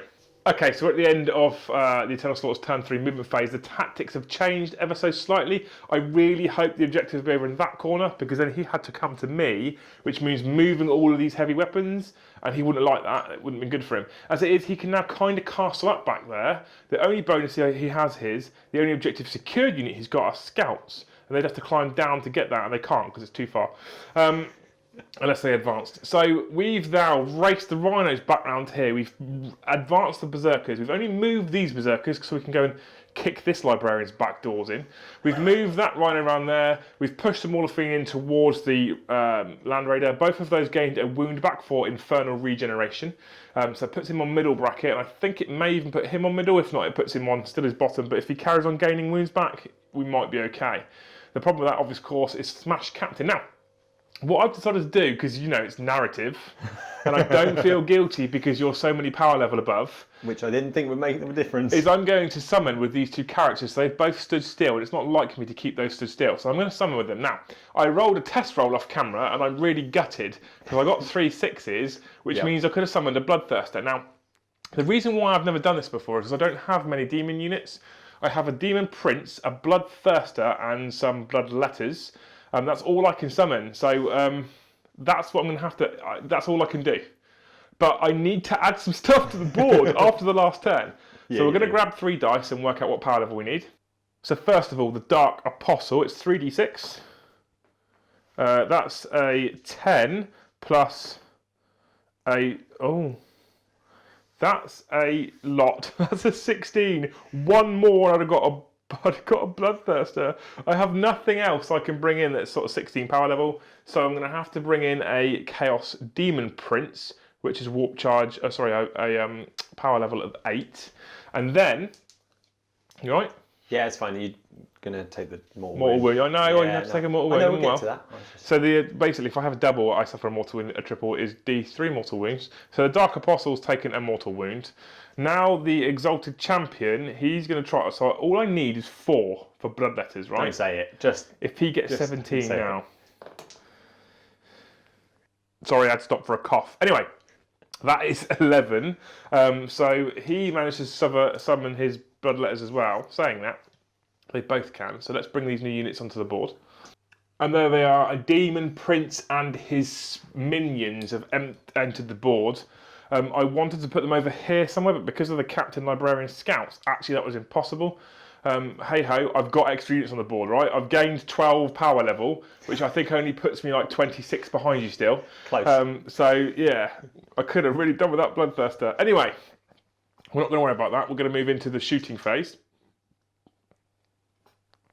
We're done. Yeah, that's that finished because everything advanced. Yeah, that was going to be the end of the shooting phase, but I just realised that I have a combi melter, and he's within range of the Librarian. So we're going to roll to hit on 3+. I'm going to stop wasting everyone's time. Standard. Yeah, all my tanks advanced and stuff as well, so I have no ability to open fire at the moment. Those dice, by the way, aren't wound markers. That's how far they got to advance. So, very, very short phase, straight into the charge phase. Mauler Fiend with 5 wounds left is going to charge Land Raider. Berserkers are going to charge Librarian. Nothing else can really charge right now. That's all we're going to do. Over here, the Berserkers are about 4 inches away. So, 4 inches. There we go, that's 8, that's them in. He can't really fail, so Brom's not going to fire some Overwatch. So he's wounded the Mauler Fiend with his Assault Cannon already, and I'm going to bring it back and show you the saving throw of a 4+, because I wanted to bring something else up. That's a 5. The Berserkers, I should have mentioned, aren't just going to charge the Librarian. They're within 12 inches of the Smash Captain, so I'm going to charge him as well. This is important with Khorne Berserkers, because Khorne Berserkers can fight twice in the fight phase. So should I ball straight through him in the first round of the combat, and I manage to consolidate into him, because I've already got an 8-inch move, which is quite far, so I can put myself about here, then I can then possibly fight him in the second round of combat, possibly. We don't know for definite, it depends on the movement distances. It's important that I say that now, so that when I then pile in and fight again, YouTube doesn't shout at me. Brom's going to carry on with his Overwatch. Okay, so we finished the charge distance. The distance was 8. I managed to make base to base with one guy, and then I managed to pile the rest around because of how far they could move. And now when I pile in, I have to pile in towards the nearest enemy, so I can't pile in towards the Smash Captain, but when I consolidate I can, and I will be able to make it into combat. Then I get to pile in again when I activate them the second time, so there is a potential that I could make it into combat with that Smash Captain. Now, I have left one guy back here who Brom didn't think had the legs, but what I've done is I've left him within 6 inches of the Dark Apostle and the Exalted Champion, and is within 2 inches of a friendly model in his unit, which means I get to reroll all failed to hits and failed to wounds for the 6 guys that are in combat, and that's more important to me than one guy's extra attacks. So now we're going to start fighting. Obviously the first unit to activate is the Berserkers because they're a charging unit. So we'll start with the Power Fist into the Librarian. 4 attacks hitting on 4s. Rerolling 1s and 2s because I am in range of the Dark Apostle. So I've hit you twice. Strength is 10, so I wound you on 2s. I wound you twice. You now have 2 6-up saves unless you want to activate your relic. I do. So the armor... Indomitus. Yeah, the Indomitus, which is for prmaris, I thought, because that's their crusade, right? That is a 3+ invulnerable save. You fail 1, pass 1. You have 2 command points left. Do you want to use one? D3 wounds. 3, he has been punched to death by the Power Fist. Ooh. No, I want to interrupt. Yeah, no, that's fine. It's too late now, you've chosen not to. He's dead. Yeah, he's dead. He's dead. No, there's a stratagem I could use to fight. Oh, so you can fight all the way down? But I'm not going to. Okay, cool. I think it's 3 as well. So. Librarian has been slain. So I consolidated, but I stayed just over an inch away on purpose because you already told me you were going to interrupt. Yep. So because you already told me you're going to interrupt, I want to let you fight the Mauler Fiend. You'll probably blow it up, but I don't really care. If I'd have put the Berserkers in, you may have Thunderhammered 4 or 5 Berserkers to death, and that would have really, really hurt. So I've decided to consolidate to just over an inch. Now, even though if you destroy the Mauler Fiend, I have no models within an inch, the fight rule states pick a friendly unit that's within an inch of an enemy model or that charged this turn, and they did charge. So when I activate them, I'll still get to consolidate 3 inches and I'll still get to fight that Smash Captain. Cool. Now, you still have Might of Heroes. I do. So 5 attacks hitting on 3s. And I'm going to remember my Warlord trait this time, so... Right. So 5 hitting on 3s. Yeah. And I get to add 1 because of my Warlord trait. So it's back to 2s. Okay, cool. So all 5 hit. Yep. And your strength is now still 10, so you're winning on 3s. And I get to add 1 because of my Warlord trait. So okay, that gives you an add 1 as well, right? Yeah. Perfect, so that's 4 wounds. AP -3. No more null zone though. So 5 up demon saves. Any of these go through and he goes boom. 3 of them went through. Does he blow up? No, he doesn't. That's a 5. So the Mauler Fiend has been slain. So the Berserkers have then activated again. They piled in 3 inches. He's now surrounded. Time to bitch slap me some Captain. So, Power Fist first, hitting on 4s. I wish they got Death to the False Emperor. So they hit 3 times. I don't get to reroll this because I've now pulled myself out of range of the Dark Apostle. I'm strength 10, so I wound you on 2s. I have 2 wounds at AP -3. Again, I don't get to reroll because I'm out of range of the Exalted Champion as well. So 2 3 up invulnerable saves. Safe. You save both. Right, I'm going to grab a bucket load of chain axe attacks. 5 loads of 3 in total. That's 15 attacks hitting on 3s. This time I do get Death to the False Emperor. Totaling 12 hits. Now, I am strength 6, so I wound on 3s, but because of my ruse, which is revenge, I wound on 2s. There's 3 1s, which is 9 saves for you so far. He only has 4 wounds left. You're thinking about using my dice, aren't you? I am, I don't want to. I'm not going to do it. So 9 saves. They're all at AP -1, so they are Shield Eternal 3+ invulnerable saves. 1, 2 through so far. You might survive this yet. 6 chain sword attacks now, hitting on 3s. I hit with 3. You've only got 2 wounds left. I'm strength 5, so I wound you on 2s because of my ruse. Another 3 saves. Another 3 armor saves. 1 more. Another 1 through. 1 wound remaining. 1. And there's nothing I can do. So, the Mauler Fiend is also a charging unit. He's now on 4 wounds, which means he has 3 attacks, hitting on 4s. He hits once. His strength is 12, so he wounds on 3s, but the ruse doesn't specifically state infantry, so he wounds on 2s. He wounds, he's AP -3, so Brom gets a 5-up save on his Land Raider. Or suffer a flat 3 damage, which puts him on 5 remaining. Now we have 6 Lasher Tendril attacks, which hit on 4s. That is 2 hits. And wound on 5s normally, +1. No more wounds. So he survives with 5 wounds remaining.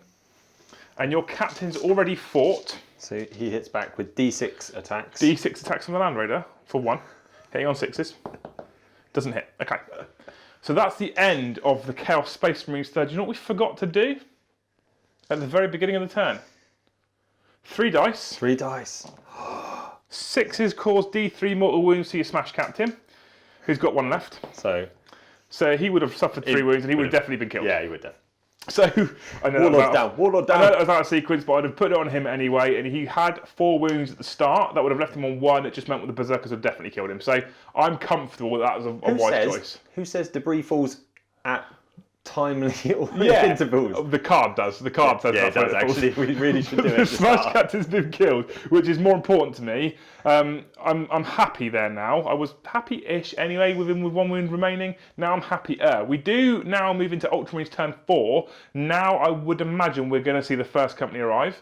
Ultramarines turn 3. You are right, Ultramarines turn 3. Yeah. Wow, this has been a bloodfest. So, Ultramarines turn 3 coming up. Let's await the arrival of the first company.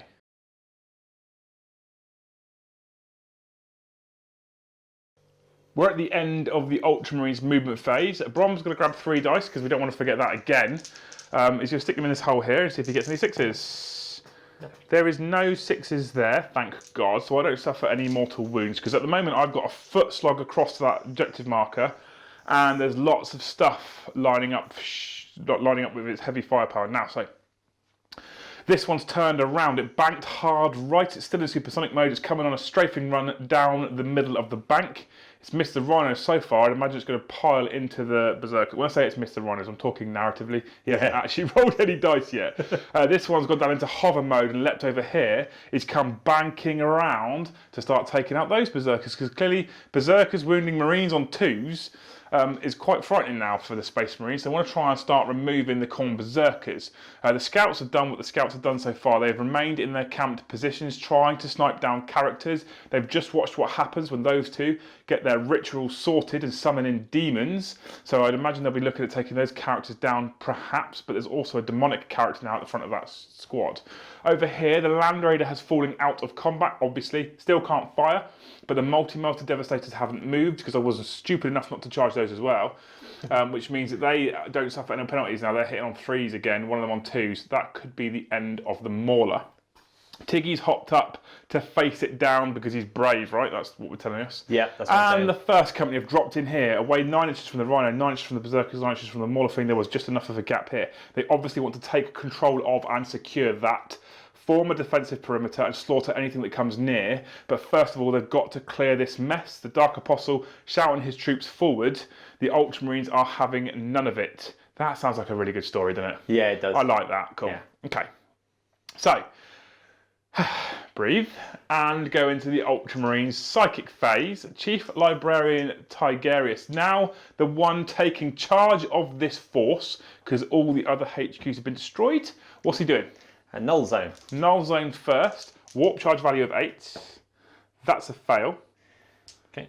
And smite. That's a pass. D3 mortal wounds on the Mauler Fiend. For 3, the Mauler Fiend is on 1 remaining.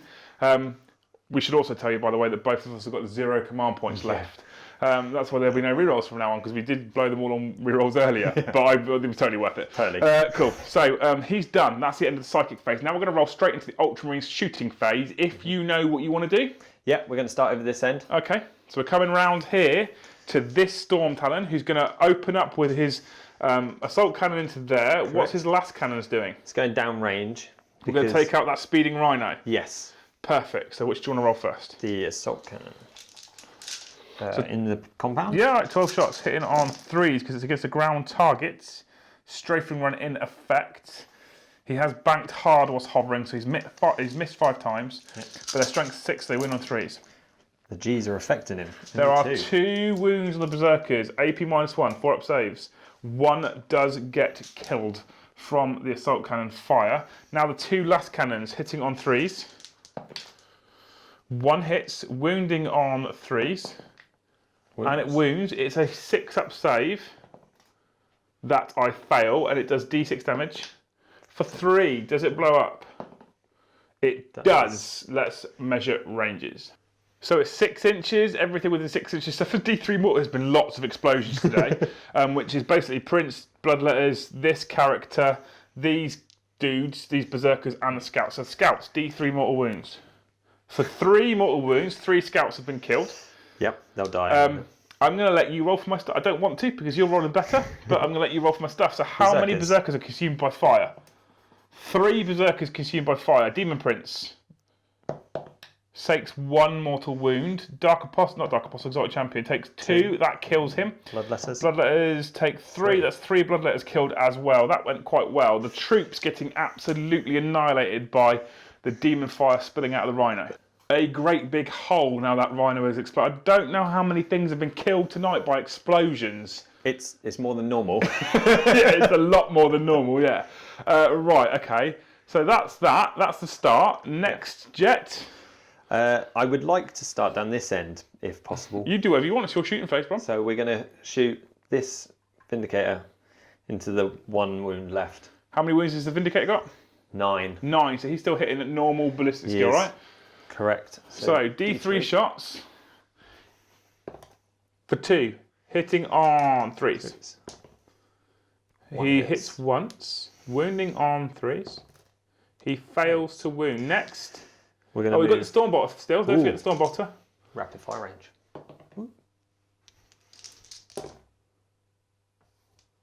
2 hits, 5s. No wounds. Okay. Next one, I should same again. We're going to do the pistol. Okay. Just because. He hits 5s.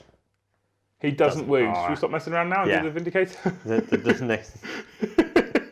Okay, so D3 shots for 2, hitting on 3s. 1 hits, wounding on 3s. It wounds this time. It's -3. I have a 5 up demon save, which I fail. Does it explode? No, it doesn't. I thought it was going to then, the way it's gone tonight. I thought this was all going to explode. Mauler Fiend destroyed. Ultramarines are starting to secure the objective. Next up, the multi-melter devastators who were staring down on the Mauler Fiend are now going to open up on those remaining 4 Berserkers. There's 3 of them. 2 of them will hit on 3s. 1 will hit on 2s with a Signum. 2 on 3s. So 1 hits and 1 hits on 2s. He hits, that's 2, killing on 2s. 2 have been slain. There is only 2 remaining. I'm going to remove these back 2 here so I can keep my banner and my power fist on the off chance that something like 40 shots from the Terminator's whiff. The first squad of first company here have 4 Stormbolters and Assault Cannon. Stormbolters first, opening up in rapid fire range, so 16 shots, hitting on 3s. There's only a few misses, only 6 misses. That's not too bad. That's 10 hits so far, wounding on 4s. 1, 2, 3, 4, 5, 6 find their mark. 6 find chinks in the blood in the Berserker's armour. And only 1 is slain so far. Assault cannon, 6 shots, hitting on 4s. 4 hits, that's good. Strength 6 means he wounds on 3s. 2 wounds, AP -1, 2 4-ups. Will the champion stand? He falls. The second squad of first company open up with everything into the Rhino, stripping 3 wounds off.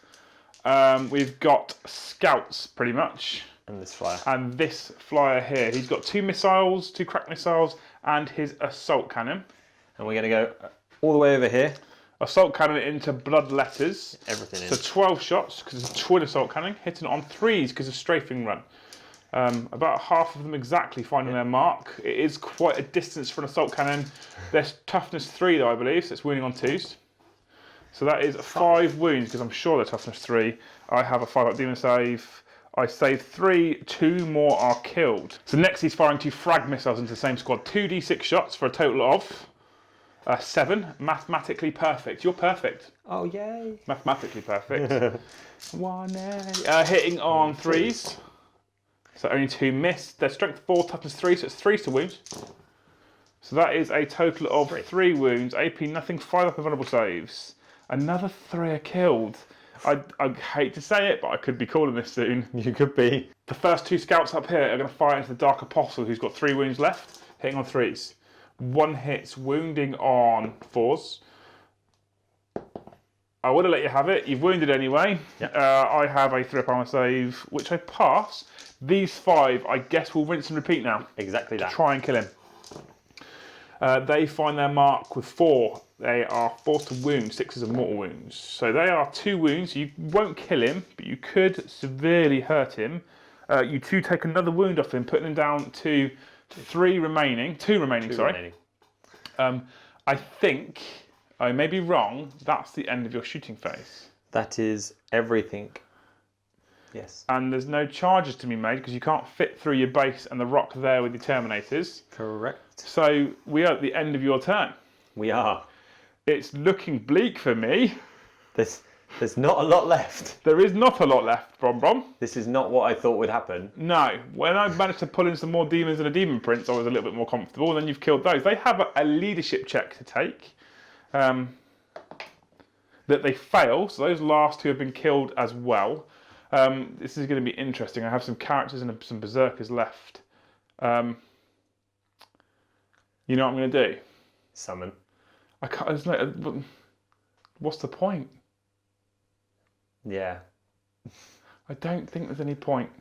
Wait a minute. Right, we've come up with a thought. We're going to go into Eternal Slaughter turn 4. We'll make a decision at the end of the movement phase. We'll be right back.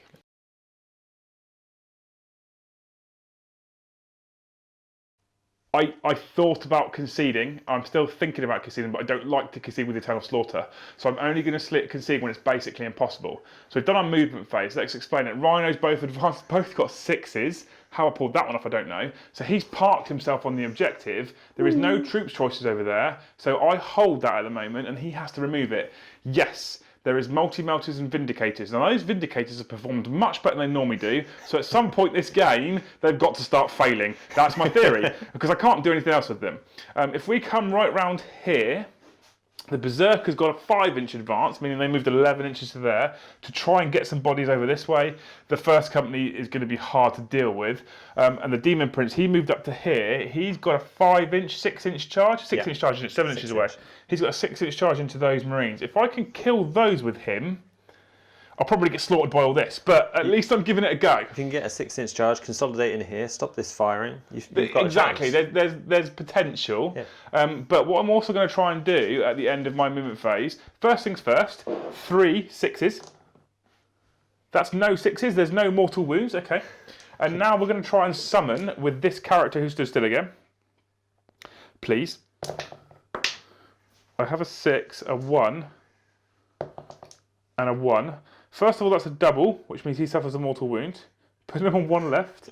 Secondly, it means I get to bringing those blood letters all over again. So at the end, we've managed to squeeze 10 bloodletters in back there. It's narrative. You keep killing them, and I have a character alive. I'm going to keep bringing him back. But having said that, any more doubles and he'll die because you suffer a mortal wound every time, and you have to stay still. And I don't want the demon prince staying still. So if he dies in the next turn, my summoning probably stops. But I'm just trying to chuck stuff at you and keep me going. It's getting late now, but we're going to open fire on these scouts. I have a combi melter and I have a grenade. So I'm going to throw a frag grenade for D6 for a total of 4. That'll do. Hitting on 3s. No, I lied to you. I don't hit on 3s because they advanced. So we're going to stop that silliness. You know what? Screw it. Single melter shot. Hit on 3s. Yep, that was a waste of time because we hit on 2s. The shooting phase has not been my friend. No, it hasn't. These guys, every single game I play, their blood is up so much. They are so focused on slaughtering the enemy in brutal melee, they just couldn't hit a barn door.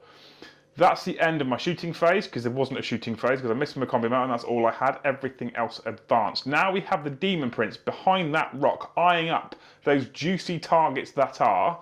He has a 6-inch charge. Now, I think that because he's summoned, and therefore doesn't come from a pure Chaos Demon's detachment, he doesn't get his Khorne Demon's benefit, so I won't get to re-roll this.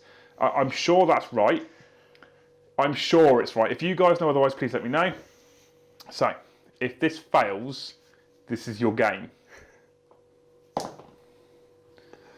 It failed. This is probably your game. Let's move into Ultramarines, turn 4.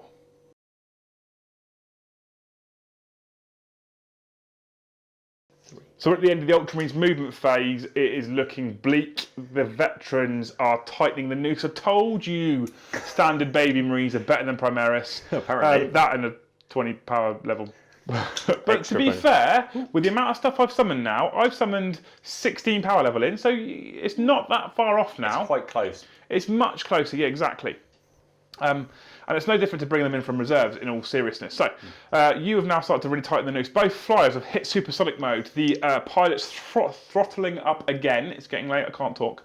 That means that one is now closer to the Demon Prince than he is the Bloodletters, so the last cannons can smash him. The assault cannons can look at those troops. His grenades and missiles and can take the rest of the troops.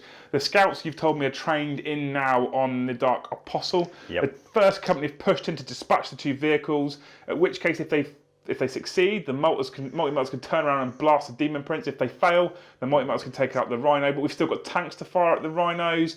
If the Rhino's dead, they can lob into... I'm in trouble. Barring a small miracle, this could be the final game turn.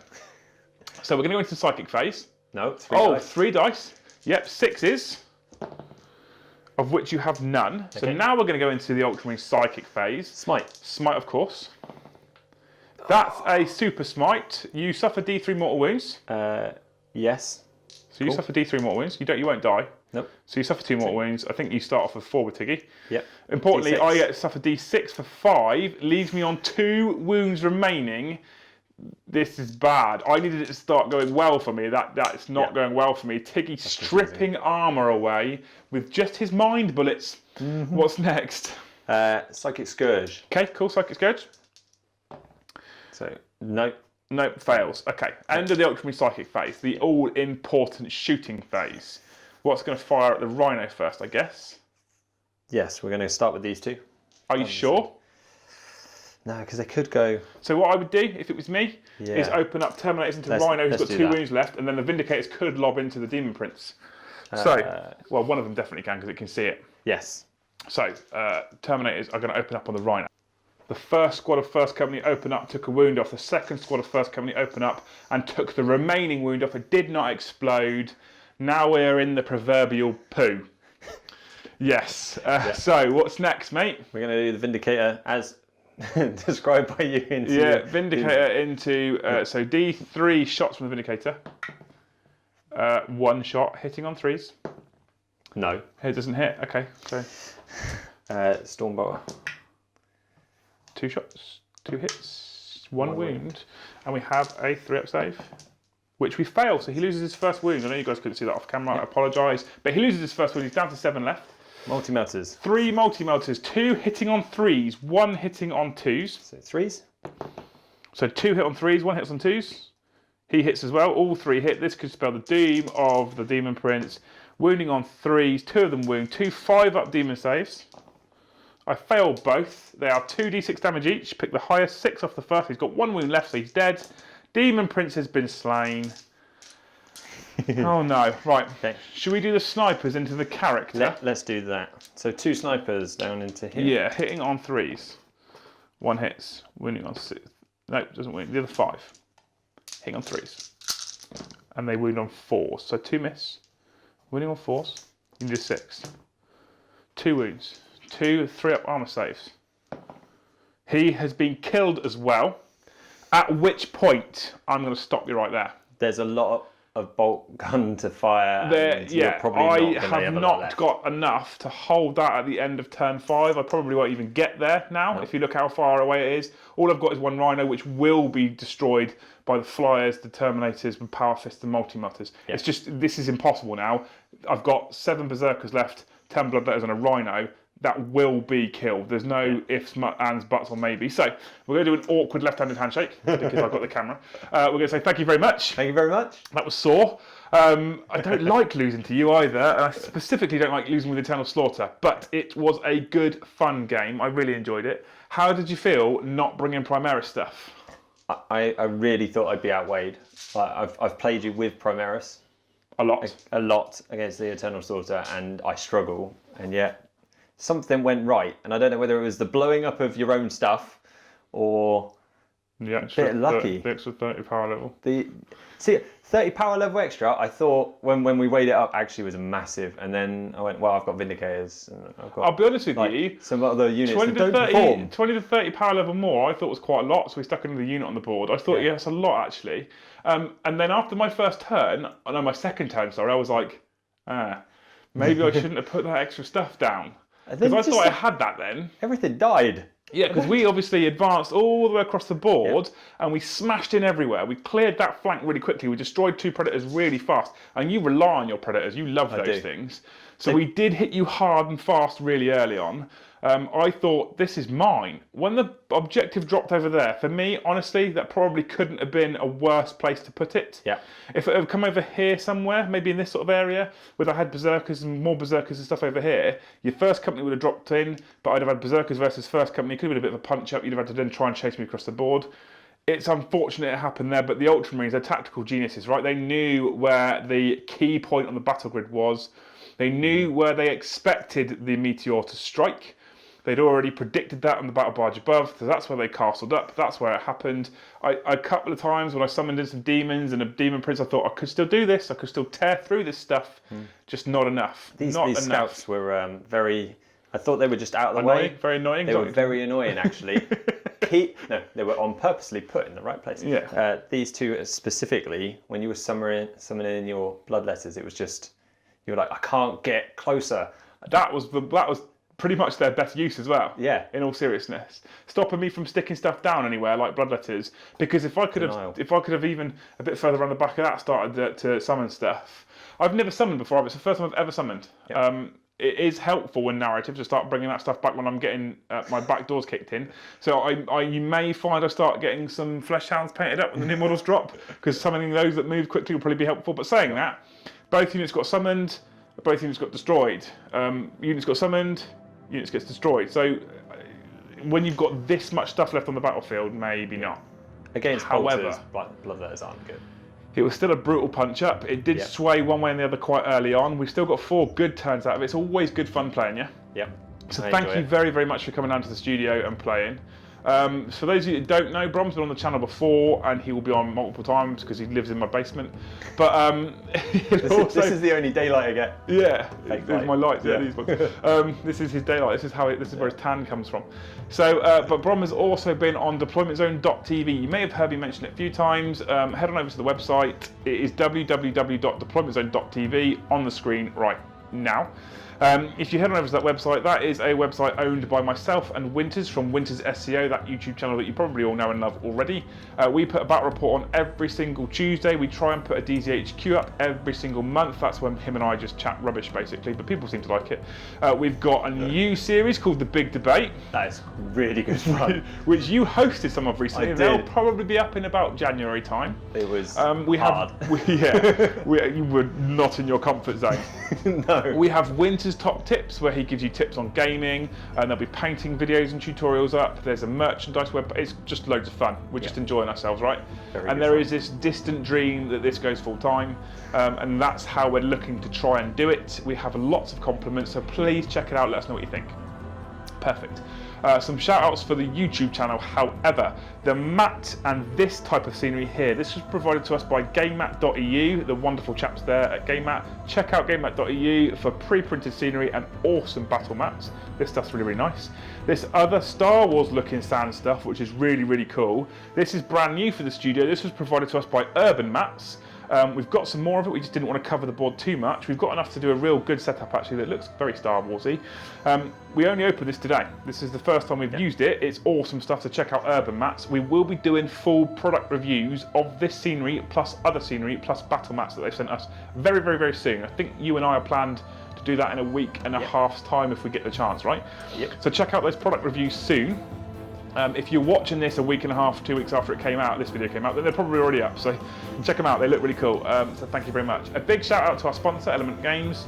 Element are awesome. They sponsored us with deploymentzone.tv from the start as well, so they are heroes. There is an affiliation link below. Check out those guys there. They're just the best independent retailer in Europe, pretty much. I love them, especially Matt. Hi, Matt.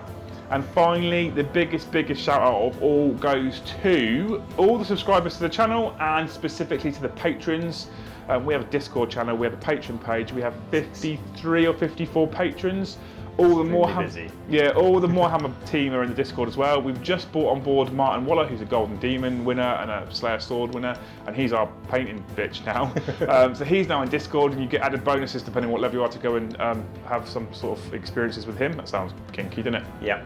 But basically, he knows how to use a brush. He'll do you step-by-step guides, he can teach you, he can coach you, all kinds of stuff. And we're going up to him on the 3rd of January to film the first set of videos for the Martin Waller Figure Painter painting series that will be going on Warhammer. Really excited by that.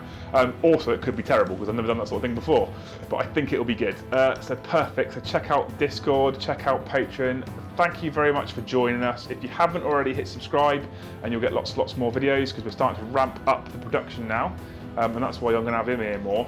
Yep. Which is when you get your orcs sorted. Yeah, they're nearly there. They're all base painted. We've almost completely finished the Channel Knights army. There's some more being painted up now. We've already got some already done. There's more coming. We've got an additional Elder army you saw in the last video. Those that whisper. Lots of stuff coming. Perfect. I think I've covered everything. Anything you... Oh, of course, the command point tokens and the objective markers, the deploymentzone.tv ones, they are from cromlech.eu. Also linked on the merchandise page along with the dice. There you go, look at this. Scatters. There we go, cool. That's everything. Anything you want to add, Brom? No, I had fun. I'm sure you did, because you won. Thank you for having me. Thanks very much for watching, guys. I hope you enjoyed it, and we'll see you in the next one.